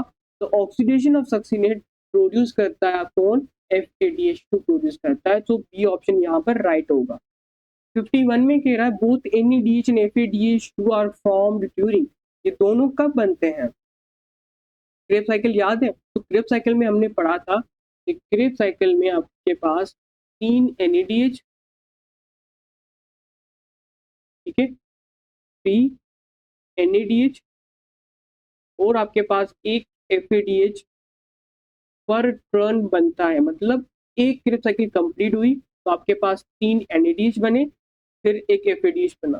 फिर आपके पास एक क्रेब साइकिल कंप्लीट हुई, फिर आपके पास एक NADH, सॉरी 3 NADH बने, और फिर आपके पास एक FADH2 बना। ठीक है, तो ये आपके पास पर टर्न चलता जाता है। तो यहाँ पर राइट ऑप्शन क्या होगा? दोनों कब बनते हैं? जब आपके पास क्रेब साइकिल होती है। 52 में कह रहा है when the product of glycolysis pass through the Krebs cycle they produce, जब भी आपके पास क्रेब साइकिल का जब भी आपके पास ग्लाइकोलिसिस का प्रोडक्ट पास करता है, यानी वो क्रेब साइकिल में एंटर करता है, तो आपके पास क्या बनता है? वो आपसे पूछा गया है। ये चीज आप कैलकुलेट कर लें, आपके पास जस्ट 5, चलें 2 मिनट है, उसके अंदर आप कंप्लीट कर लें इस चीज को।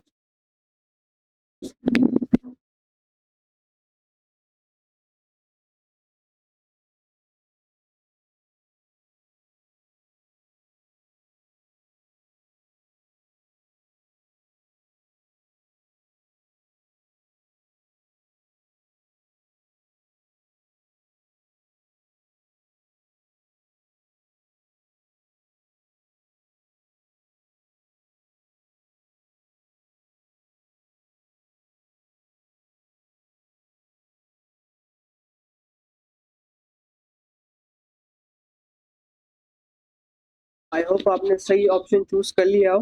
तो यहाँ पर देखिए हम कैसे सॉल्व करते हैं ऐसे एमसीक्यूज को? देखें, एक ग्लूकोज से आपके पास क्या बनता है? एक ग्लूकोज से आपके पास बनता है पायरूवेट। ठीक है, एक ग्लूकोज से पायरूवेट बनता है, जिनसे आपके पास दो एसिटाइल जाकर आगे बनते हैं। ये सारी चीजें मैंने आपको पढ़ा कर रखी हैं बायो एनर्जेटिक्स चैप्टर के अंदर। दो एसिटाइल मॉलिक्यूल आपके पास बनते हैं पायरूवेट से। ठीक है, अब ये जो दो एसिटाइल मॉलिक्यूल जो बने हैं, ये फर्दर आपके पास कहाँ पर जाते हैं? ये आपके पास जाते हैं क्रेब्स साइकिल में।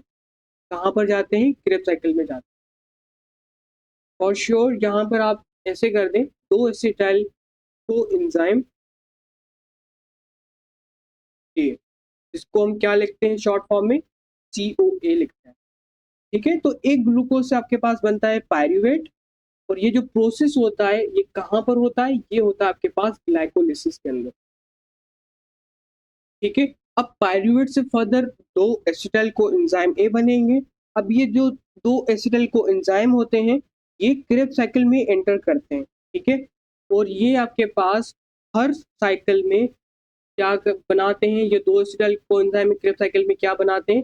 3 NADH बनाते हैं। उसके साथ क्या बनाते हैं? उसके साथ ये आपके पास एक FADH2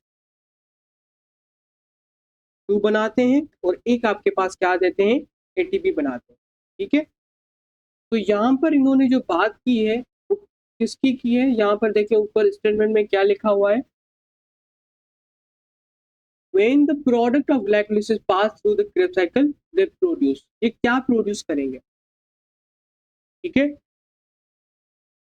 तो ये था आपके पास, जब ये जिससे आपके पास दो एसिटाइल कोएंजाइम क्रेब्स साइकिल में एंटर कर रहे हैं, तब आपके पास ये बनेगा। तो दो साइकिल से आपके पास टोटल कितना बनेगा वो भी आपको आना चाहिए। ठीक है, दो साइकिल से कितना बनेगा? ये तो था आपके पास एक साइकिल से, तो दो साइकिल से कितना बनेगा? आप क्या करोगे? डबल कर दोगे। डबल कैसे करेंगे? 2 से मल्टीप्लाई करेंगे। इन सब को आप 2 से मल्टीप्लाई करेंगे तो आपके पास आ जाएगा, कितना आएगा? ये आपके पास आएगा 6 NADH, और ये आपके पास आएगा 2 FADH2, और ये आपके पास कितना आएगा? ATP, 2 ATPs मिलेंगी। तो यहाँ पर राइट ऑप्शन क्या होगा आपके पास? वो होगा डी, यानी 6 NADH, 2 FADH2 एंड 2 ATPs। 53 में कह रहा है the precursor of fumarate during the Krebs cycle required what to for fumarate synthesis. यहाँ पर कह रहा है कि फ्यूमारेट बनाने के लिए हमें क्या चाहिए? तो वो चीज़ मैंने ऊपर भी आपको बताई है कि सक्सीनेट से बनता है फ्यूमारेट, और फ्यूमारेट बनाने के लिए हमें एक एंजाइम की रिक्वायरमेंट होती है। उस एंजाइम का नाम होता है सक्सीनेट डीहाइड्रोजिनेस। तो यहाँ पर राइट ऑप्शन क्या होगा? ई होगा। 54 में कह रहा है before pyruvate enter the citric acid cycle. Citric acid cycle एक दूसरा नाम होता है क्रेब्स साइकिल का। तो कह रहा है कि before pyruvate enter the citric acid cycle, it is decarboxylated, oxidized and combined with coenzyme A, forming acetyl coenzyme A, carbon dioxide and one molecule of। तो पायरूवेट जब आपके पास पायरूवेट बनता है तो वो सिट्रिक एसिड साइकिल यानी Krebs cycle में enter करने से पहले, पायरूवेट जो बना है वो क्रेब्स साइकिल में एंटर करने से पहले वो बनाता है 2 एसिटाइल कोएंजाइम ए मॉलिक्यूल। ठीक है, तो सबसे पहले यहाँ पर पायरूवेट जो ये कन्वर्ट हो रहा है, इस प्रोसेस में आपके पास सबसे पहले डीकार्बोक्सिलेशन होती है, फिर उसी ऑक्सीडेशन होती है, फिर वो कंबाइन होता है आपके पास कोएंजाइम ए के साथ। तो इस प्रोसेस में आपके पास बनता है कार्बन डाइऑक्साइड बनता है, आपके पास बनता है एसिटाइल कोएंजाइम ए, और एक मॉलिक्यूल बनता है किसका? वो आपसे पूछा गया। ठीक है, तो देखिए ये जो प्रोसेस होता है आपके पास, इस प्रोसेस का नाम क्या होता है? इस प्रोसेस का नाम क्या होता है? इसको हम कहते हैं pyruvate oxidative decarboxylation. Oxidative decarboxylation. ठीक है, अब ये जो प्रोसेस हो रहा है आपके पास, इसमें पायरूवेट डिहाइड्रोजिनेज कॉम्प्लेक्स से गुजरता है, जिसमें आपके पास NAD पॉजिटिव, जब पायरूवेट उस कॉम्प्लेक्स यानी पायरूवेट डिहाइड्रोजिनेज से गुजरेगा तो आपके पास NAD पॉजिटिव रिड्यूस हो जाता है किसके अंदर, NADH के अंदर। ठीक है, क्या हो रहा है, रिड्यूस हो रहा है। तो बेसिकली पायरूवेट एसिड ऑक्सीडेशन के अंदर तीन चीजें बनती हैं। एक आपके पास होता है एसिटाइल को एंजाइम ए, और एक मॉलिक्यूल होता है आपके पास NADH का, और एक आपके पास होता है CO2 मॉलिक्यूल। ठीक है, तो यहाँ पर राइट ऑप्शन क्या बनेगा, यहाँ पर बनेगा NADH। 55 में देखें, starting from the end product of glycolysis how many molecule of CO2 are produce up to the formation of succinate in a single Krebs cycle. कह रहा है अगर आप ग्लाइकोलिसिस के एंड प्रोडक्ट से स्टार्ट करें, यानी जब से पायरूवेट बना है, इसका एंड प्रोडक्ट क्या है, पायरूवेट है, तो जहाँ जब से पायरूवेट बना है, जहाँ से लेकर एक सिंगल क्रेब साइकिल तक, एक सिंगल क्रेब साइकिल तक आपके पास कितने कार्बन डाइऑक्साइड जो है वो प्रोड्यूस हुए हैं, वो आपसे पूछा गया। ठीक है, अब ये भी आपके पास बहुत ही कैलकुलेशन है, तो इसको हम यहाँ पर देखेंगे, फिर हम आगे जाएंगे। चलिए अब यहाँ पर मैं पूरी कैलकुलेशन करता हूँ।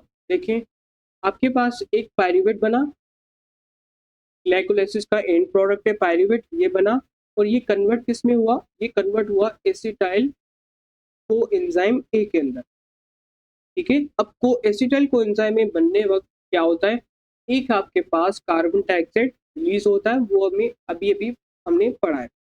फिर क्रेब साइकिल में हम पढ़ते हैं एक यहाँ पर, और फिर हम पढ़ते हैं क्रेब साइकिल में। क्रेब साइकिल में मैंने आपको एक स्टेप पढ़ाया था जिसके अंदर एक आइसोमर होता है सिट्रेट का, जिसका नाम है क्या, आइसोसिट्रेट। ये आइसोसिट्रेट जब भी आपके पास कन्वर्ट होता है या आइसोसिट्रेट से एक मॉलिक्यूल बनता है जिसका नाम है अल्फा कीटो ग्लूटारेट। तो जब ये मॉलिक्यूल बनता है, जब ये isocitrate isomer of citrate convert होता है अल्फा कीटो ग्लूटारेट में, तो यहाँ पर भी आपके पास एक CO2 मॉलिक्यूल बनता है। ठीक है, और अगेन जब आपके पास अल्फा कीटो ग्लूटारेट कन्वर्ट होता है एक और मॉलिक्यूल के अंदर जिसका नाम है सक्सीनाइल को एंजाइम है, तो इस टाइम अगेन आपके पास एक कार्बन डाइऑक्साइड मॉलिक्यूल बनता है। तो टोटल कितने कार्बन डाइऑक्साइड मॉलिक्यूल बन रहे हैं from the end product of glycolysis से, from the end product of glycolysis से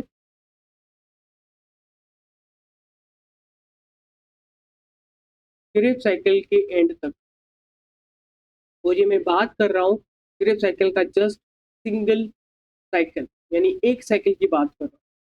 ठीक है, ये जो पूरा आपके पास यहाँ पर प्रोसेस हो रहा है, इसमें जो टोटल कार्बन डाइऑक्साइड बन रहे हैं वो बन रहे हैं आपके पास तीन। एक आपके पास बन रहा है एक पायरूवेट से एसिटाइल को एंजाइम में कन्वर्ट करने के टाइम, और क्रेब साइकिल में दो जगह पर बन रहा है आइसोसिट्रेट से अल्फा कीटो ग्लूटारेट में कन्वर्ट करने के टाइम पर। तो दूसरा जो आपके पास होता है वो अल्फा कीटो ग्लूटारेट से सक्सिनल को एंजाइम में बनने के टाइम पर। तो यहाँ पर जो राइट ऑप्शन होगा वो क्या होगा, यहाँ पर राइट ऑप्शन होगा आपके पास डी। 56 में देखें, the process used in which of the following process is used in the conversion of pyruvate to acetyl coenzyme A। तो यहाँ पर मैंने आपको बताया, यहाँ पर दो प्रोसेस होते हैं, एक क्या होता है डीकार्बोक्सिलेशन होता है, और एक होता है आपके पास डीहाइड्रोजिनेशन। ठीक है, कार्बन डाइऑक्साइड जब भी आपके पास रिमूव होता है हम उसे कहते हैं डीकार्बोक्सिलेशन, और जब भी आपके पास वाटर मॉलिक्यूल रिलीज होता है तो हम उसे क्या कहते हैं, आपके पास डीहाइड्रोजिनेशन। तो ये जो आपके पास पायरूवेट एसिड ऑक्सीडेशन हो रही है, इसमें आपके पास दो स्टेप्स होते हैं। एक आपके पास होता है डीकार्बोक्सिलेशन, और एक आपके पास होता है डीहाइड्रोजिनेशन। ठीक है, जो आपके पास डी कार्बोक्सिलेशन इसके अंदर क्या होगा, CO2 रिमूव होगा। जब भी आपके पास उस पायरुवेट मॉलिक्यूल से CO2 रिमूव होता है तो आप हम इसे कहते हैं डी कार्बोक्सिलेशन। और इसके साथ ही क्या होता है, NAD पॉजिटिव रिड्यूस होता है किसके अंदर, NADH के अंदर, हम इसे कहते हैं डीहाइड्रोजिनेशन। ठीक है, तो यहाँ पर आपके पास राइट ऑप्शन क्या होगा, बोथ A एंड C। आगे आपके पास है 57, the biological oxidation involve the removal of hydrogen linked with specific coenzyme and is catalysed by. ये भी आपसे पूछा जा रहा है कि रिमूवल जो होता है हाइड्रोजन का, जब भी हम हाइड्रोजन को रिमूव करते हैं तो ये किस एंजाइम की मदद से या किस को एंजाइम की मदद से होता है। ठीक है, वो आपसे पूछा गया है।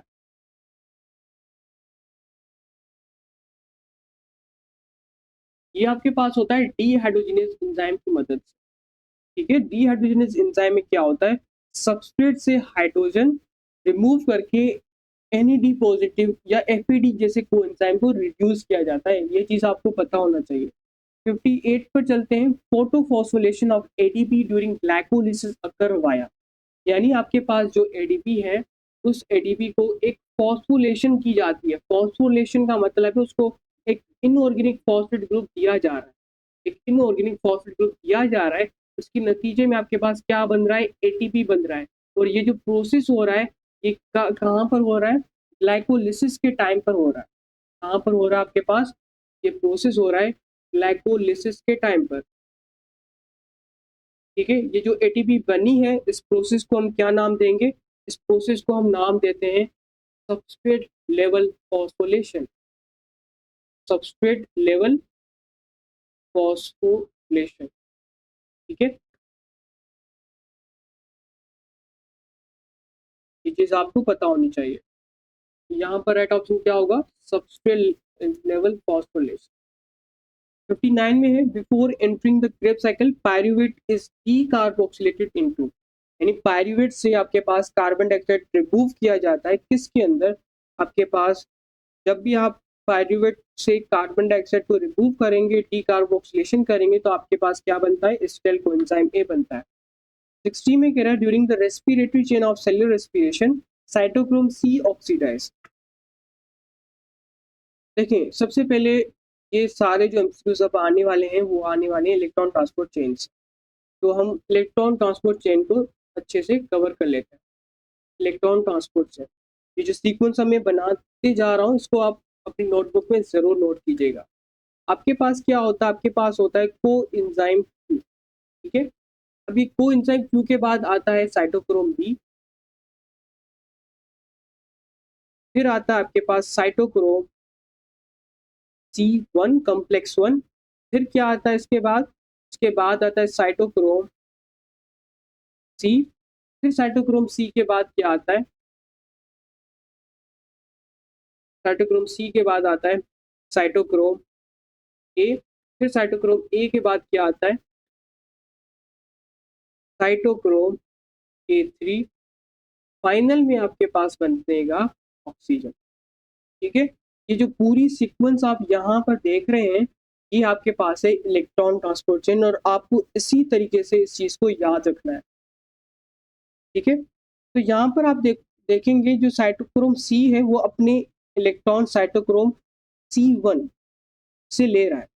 ठीक है, उसको ऑक्सीडाइज कर रहा है और साइटोक्रोम A को देता है, उसको रिड्यूस करता है। तो यहाँ पर जो मैंने अभी भी आपसे कहा कि साइटोक्रोम C जो है वो इलेक्ट्रॉन किससे ले रहा है, वो इलेक्ट्रॉन ले रहा है साइटोक्रोम C1 से, और ये किसको दे रहा है, ये आपके पास दे रहा है A को। ऐसे समझें, साइटोक्रोम C जो है वो जब भी आपके पास यहाँ पर इलेक्ट्रॉन क्या कर रहा है, दे रहा है।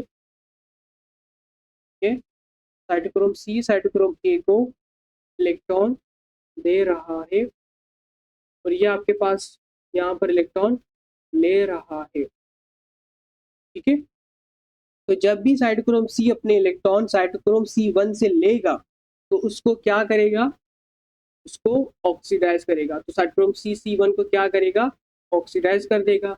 अब क्योंकि ये साइटोक्रोम A को इलेक्ट्रॉन दे रहा है तो ये यहाँ पर क्या कर रहा है, इसको रिड्यूस कर रहा है। तो ये चीज़ आपको पता होनी चाहिए। जैसे आप नीचे जाते जाओगे, जैसे आप नीचे जाते जाएंगे, वैसे आपके पास क्या होती जाएगी, वो मॉलिक्यूल रिड्यूस होता जाएगा। और ऊपर से आप ले रहे हैं तो आपके पास क्या हो रही है, ऑक्सीडाइज हो रही है। ये चीज़ आपको पता होनी चाहिए। अब आई होप आपके सारे क्वेश्चन यहाँ पर चले गए हों।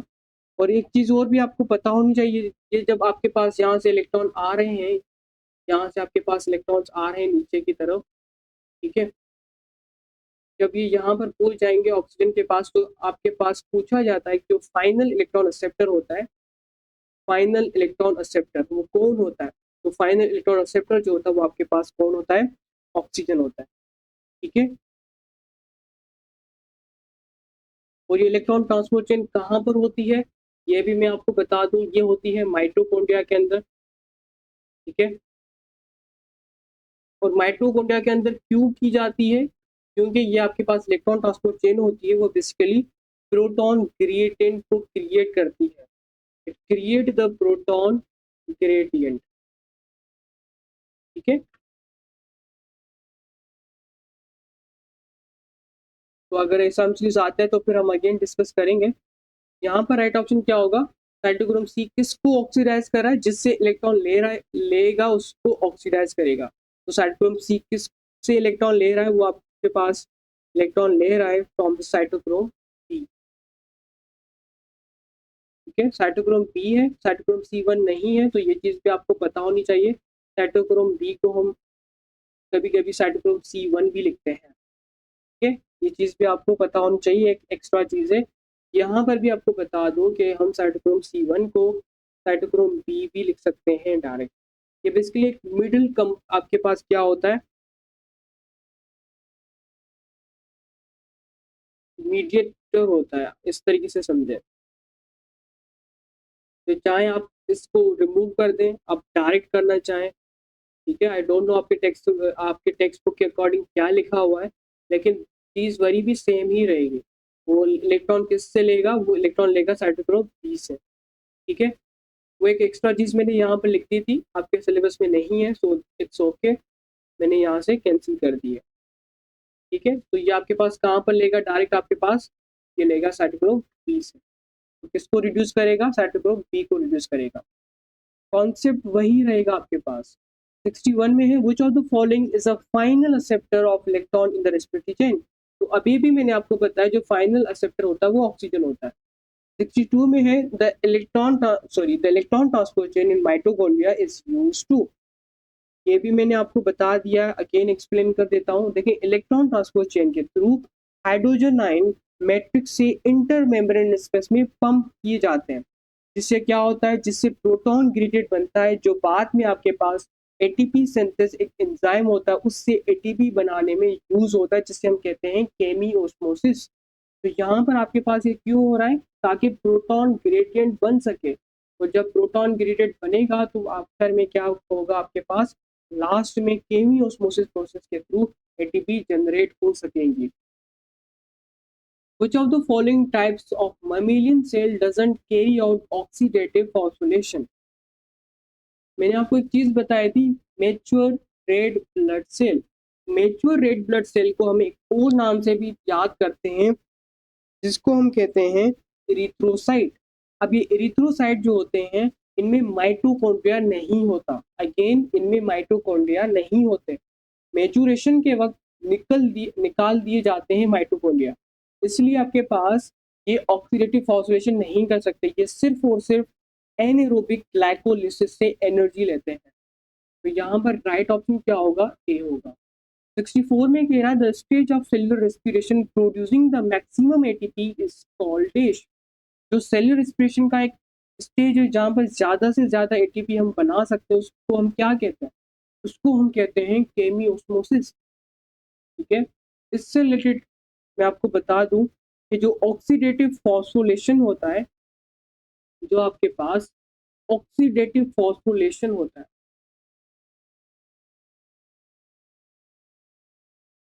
ये भी कभी कभी आपके पास लिखा हो, फिर भी आप क्या चूज करोगे, केमियोस्मोसिस चूज करोगे। या आपके पास केमियोस्मोसिस लिखा होगा या आपके पास ऑक्सीडेटिव फॉस्फोरिलेशन लिखा होगा। तो आप ये दोनों ऑप्शन सुइटेबल हैं इसके लिए, ठीक है। ये चीज़ आपको पता होनी चाहिए। ऑक्सीडेटिव फॉस्फोरिलेशन जो होता है वो इलेक्ट्रॉन ट्रांसपोर्ट चेन होती है, और जो केमियोस्मोसिस स्टेज होती है ये आपके पास क्या होती है, एटीपी सिंथेसिस के थ्रू।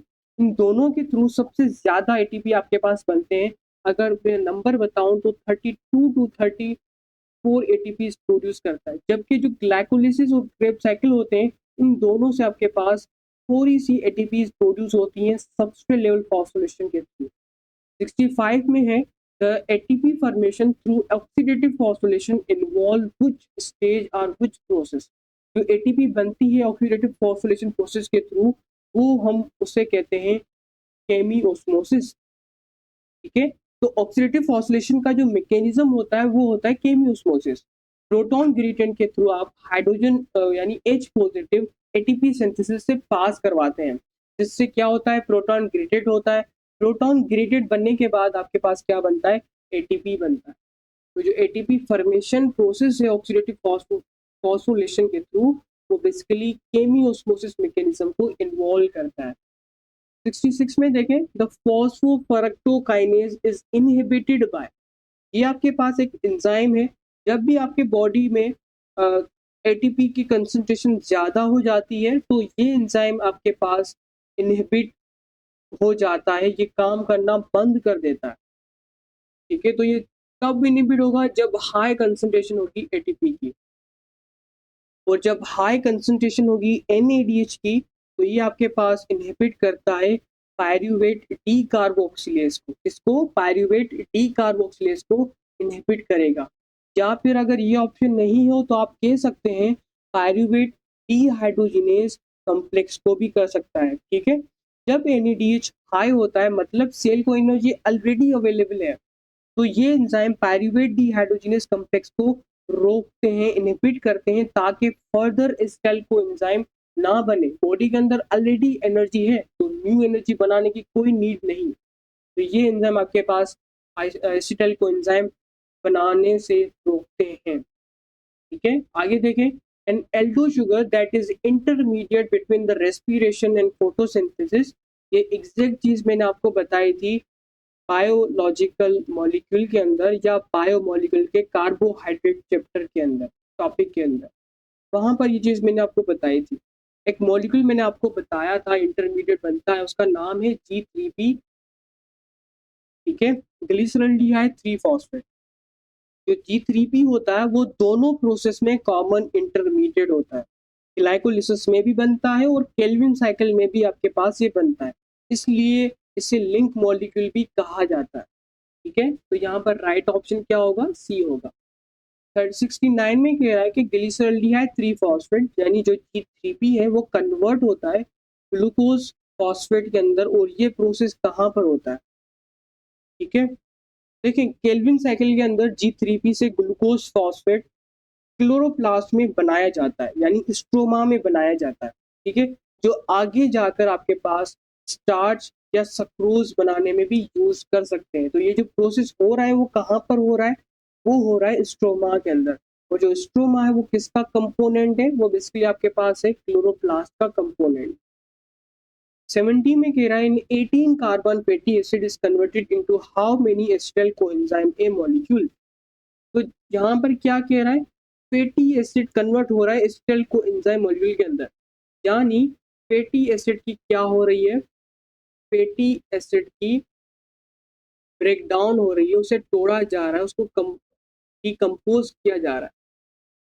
तो इस प्रोसेस को हम क्या कहते हैं, इस प्रोसेस को हम कहते हैं बीटा ऑक्सीडेशन, ठीक है। तो आपसे ये कहा जा रहा है कि बीटा ऑक्सीडेशन में फैटी एसिड चेन से हर बार आपके पास कितने रिमूव होते हैं, 2 एसिटाइल कोएंजाइम रिमूव होते हैं। ये चीज मैंने आपको बताई थी कि बीटा ऑक्सीडेशन में हर चेन में या हर स्टेप पर आपके पास 2 कार्बन यूनिट, यानी 2 कार्बन यूनिट मतलब 2 एसिटाइल कोएंजाइम ए क्या होते हैं, रिमूव होते हैं, ठीक है। तो 18 कार्बन को आप क्या करोगे, 18 कार्बन फैटी एसिड्स को आप डिवाइड करोगे 2 से। तो जब आप डिवाइड करेंगे तो आप कितने मिलेंगे, 9 एसिटाइल को एंजाइम के मॉलिक्यूल मिलेंगे। तो यहाँ पर राइट ऑप्शन क्या होगा, सी होगा। 71 में कह रहा है deamination of amino acid take place in, amino acid में जो आपके पास अमाइन ग्रुप होता है NH2 ग्रुप होता है, जब भी आप NH2 ग्रुप को रिमूव करते हैं तो उसको हम कहते हैं डी अमीनेशन। और जो रिमूवल हो रहा है अमाइन ग्रुप का अमाइनो एसिड में से, वो प्रोसेस होता है आपके पास लिवर के अंदर। तो यहाँ पर जो राइट ऑप्शन होगा वो होगा ए। 72 में कह रहा है ATP molecule are used in all of following except, तो जो एटीपी मॉलिक्यूल होता है वो यूज होता है इन सब में सिवाय एक के। मैंने आपको बताया है कि जो असिमिलेशन प्रोसेस है इसके अंदर भी एटीपी को यूज करते हैं। जब मसल्स कॉन्ट्रैक्शन हमने पढ़ा था स्केलेटल चैप्टर के अंदर, वहां पर भी हमने देखा कि एटीपी यूज हो रही है उस हेड को सेपरेट करने के लिए, ठीक है। और नर्व कंडक्शन के अंदर भी हमने देखा एटीपी यूज हो रही है नर्व इम्पल्स को ट्रांसमिशन करने में, बट ऑस्मोसिस प्रोसेस के अंदर एटीपी यूज नहीं होती, ठीक है। आपके पास जो ऑस्मोसिस होता है एक पैसिव प्रोसेस होता है जिसमें वाटर पोटेंशियल ग्रेडियंट के थ्रू पानी मूव करता है, कोई एनर्जी यहाँ पर रिक्वायर करने की जरूरत नहीं होती, ठीक है। तो यहाँ पर राइट ऑप्शन क्या होगा, ऑस्मोसिस। 73 है which of the following is not a type of phosphorylation in a biological system, कौन सा टाइप नहीं है बायोलॉजिकल सिस्टम में फॉस्फोरिलेशन का, ठीक है। तो यहाँ पर हमने जो टर्म्स पढ़ी थी बायोएनर्जेटिक्स चैप्टर के अंदर, वो तीन पढ़ी है, substrate level phosphorylation, oxidative phosphorylation and photophosphorylation. यहाँ पर जो एक टर्म आपको मैंने दी है वो है रिडक्टिव फॉस्फोरिलेशन। ये टर्म आपके पास रियल बायोलॉजिकल टर्म नहीं है।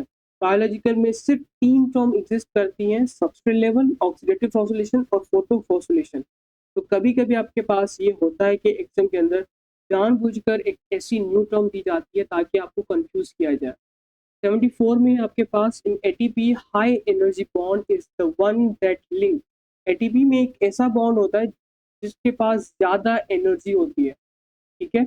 वो कौन सा होता है, वो किन चीज़ों को आपस में लिंक करता है, वो बेसिकली लिंक करता है दो चीज़ों को, यानी फॉस्फेट को लिंक करेगा एक दूसरे फॉस्फेट के साथ। तो यहाँ पर राइट ऑप्शन क्या होगा, डी होगा। एटीपी में तीन फॉस्फेट ग्रुप होते हैं जो आपके पास फॉस्फो एनहाइड्रेट बॉन्ड से कनेक्टेड होते हैं। ये फॉस्फेट फॉस्फेट जो बॉन्ड होता है ना, ये हाई एनर्जी बॉन्ड होता है जिसको आप ब्रेक करते हैं तो आपके पास ज़्यादा एनर्जी रिलीज होती है। 75 में कह रहा है a molecule of chlorophyll A has dash pyrrole ring which form dash porphyrin ring. अभी अभी हमने ऊपर डिस्कस किया था कि आपके पास चार पायरोल रिंग के हेड में होती हैं। ये चार पायरोल रिंग मिलकर एक रिंग बनाती हैं, उस रिंग को हम क्या कहते हैं, पोरफायरिन रिंग। तो यहाँ पर राइट ऑप्शन क्या होगा, वो होगा आपके पास 4 1 यानी बी ऑप्शन होगा। 76 में आपके पास क्या कह रहा है, photo system 1 has chlorophyll A molecule that absorb maximum light at. तो फोटो सिस्टम 1 का मैंने बताया था आपको 700 नैनोमीटर होता है, राइट ऑप्शन बी होगा।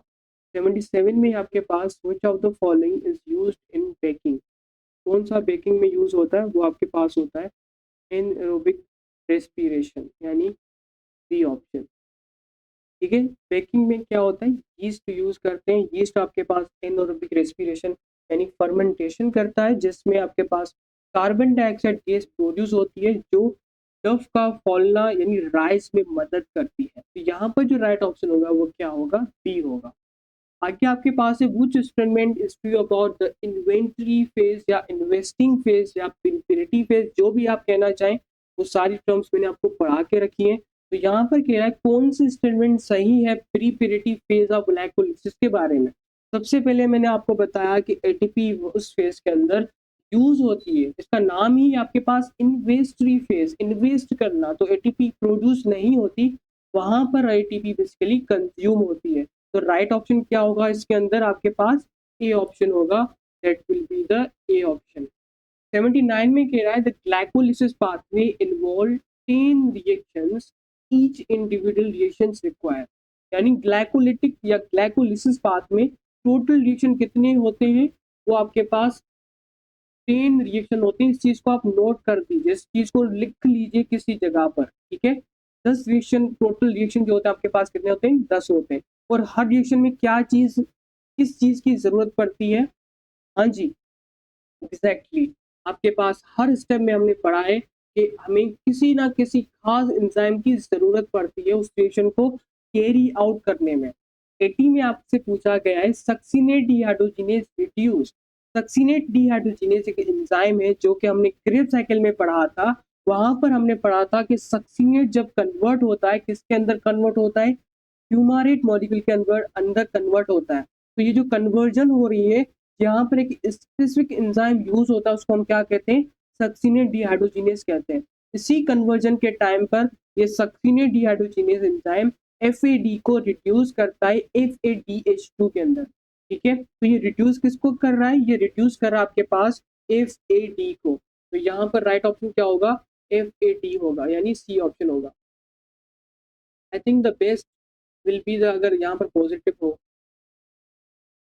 लास्ट MCQs आपके पास, during oxidative phosphorylation the pumping of proton occur across the, जब ऑक्सीडेटिव फॉस्फोरिलेशन होती है तो प्रोटॉन की पंपिंग होती है, वो किसके अक्रॉस होती है, वो आपसे पूछा गया है। देखिए इलेक्ट्रॉन ट्रांसपोर्ट चेन जो कम्प्लेक्सेस होते हैं वो इनर माइटोकॉन्ड्रिया में लोकेटेड होते हैं। ये चीज मैंने आपको पढ़ाई की थी और फिगर में दिखाई भी थी। ठीक है, जहां से आपके पास हाइड्रोजन आयन जो है वो मैट्रिक्स से इंटरमेम्ब्रेनस स्पेस में मूव करते हैं। हाइड्रोजन आयन जो है वो आपके पास मैट्रिक्स से कहाँ मूव करते हैं, ये मैट्रिक्स से मूव करते हैं इंटरमेम्ब्रेनस स्पेस में, इंटर मेम्ब्रेन स्पेस में मूव करते हैं। ठीक है, तो इंटर मेम्ब्रेन स्पेस में आपके पास जब पंप किया जाता है तो प्रोटॉन ग्रेडियंट, ग्रेडियंट का मतलब है डिफरेंस, जब प्रोटॉन में डिफरेंट आना स्टार्ट हो जाता है तो प्रोटॉन की पंपिंग होती है, प्रोटॉन मूव करते हैं, जिसकी वजह से आगे चलकर हमने पढ़ा था क्या होता है, ATP जनरेट होती है। तो यहाँ पर राइट ऑप्शन जो होगा वो क्या होगा, सी होगा। ठीक है, तो this is all about your important chapter था आज का, that is bio energetic chapter. बहुत लेंथी चैप्टर एंड बहुत कॉन्सेप्चुअल चीजें थी जो कि हमने सारी एक एक करके डील की हैं। ऐसे समझिए पूरे चैप्टर्स को मैंने रिवाइज करवा दिया है आपको अगेन, जो भी इम्पोर्टेंट पॉइंट्स थी वो सारी चीजें मैंने रिवाइज कर दी है। तो आपको वन शॉट लेक्चर देखने की नीड नहीं है। अगर आपने ये टेस्ट सॉल्व कर रहे हैं साथ और ये आप देख रहे हैं कंप्लीट को, मतलब इस कंप्लीट लेक्चर को देख रहे हैं सही से, तो आई डोंट थिंक सो आपको किसी वन शॉट लेक्चर की ज़रूरत पड़ेगी, because these are the very enough lecture for your preparation. And अगर आप ऑनेस्टी के साथ इन लेक्चर को लेके चलें सो आई, बहुत कुछ आप कर सकते हैं। आपको मतलब MTCAT में आप बेस्ट दे सकते हैं अगर आप सीरियस हैं, आप अगर खुद से ऑनेस्ट हैं तो this is all about your chapter number 2। कल हम डिस्कस करेंगे चैप्टर नंबर 3 और इसके साथ हम सारी आपके पास चीज़ें कंप्लीट करते रहेंगे। अगर आपको बाकी चैप्टर के भी चाहिए, तो बाकी सब्जेक्ट्स के भी चाहिए, तो आप ज़रूर कमेंट में बता सकते हैं। आपको एक फॉर्म भी दिया जाएगा, फीडबैक फॉर्म हमेशा अटैच होता है, डिस्क्रिप्शन बॉक्स में देख सकते हैं, जहाँ पर आप अपनी फीडबैक दे सकते हैं, या कोई क्वेश्चन हो तो उसका आप उसके बारे में बता सकते हैं। कोई आपको कन्फ्यूजन हो, कुछ पूछना हो आपको या कुछ शेयर करना हो आपको, तो आप कर सकते हैं उस फीडबैक फॉर्म में। ठीक है, इस लेक्चर को ज़रूर अपने दोस्तों के साथ शेयर कीजिएगा और चैनल से कनेक्टेड रहें। बहुत सारे लेक्चर्स अभी आने वाले हैं जो कि हम बाकी सब्जेक्ट्स के भी देखेंगे। आपके पास जैसे केमिस्ट्री है, फिजिक्स है, इंग्लिश है, लॉजिकल रीजनिंग है, इनकी भी हम प्रैक्टिस करेंगे if you are serious and if you support this platform, this channel. Thank you so much for your patience listening. I hope आपको बहुत ही ज़्यादा फ़ायदा होगा हो इस लेक्चर से। कल हम इससे भी बेहतर देंगे, कल हम इससे भी ज़्यादा इसको सॉल्व करेंगे बाकी चैप्टर्स के लिए। तो कनेक्टेड रहें और अपने दोस्तों के साथ ज़रूर शेयर करें। Wishing you all the best. हाफिज़।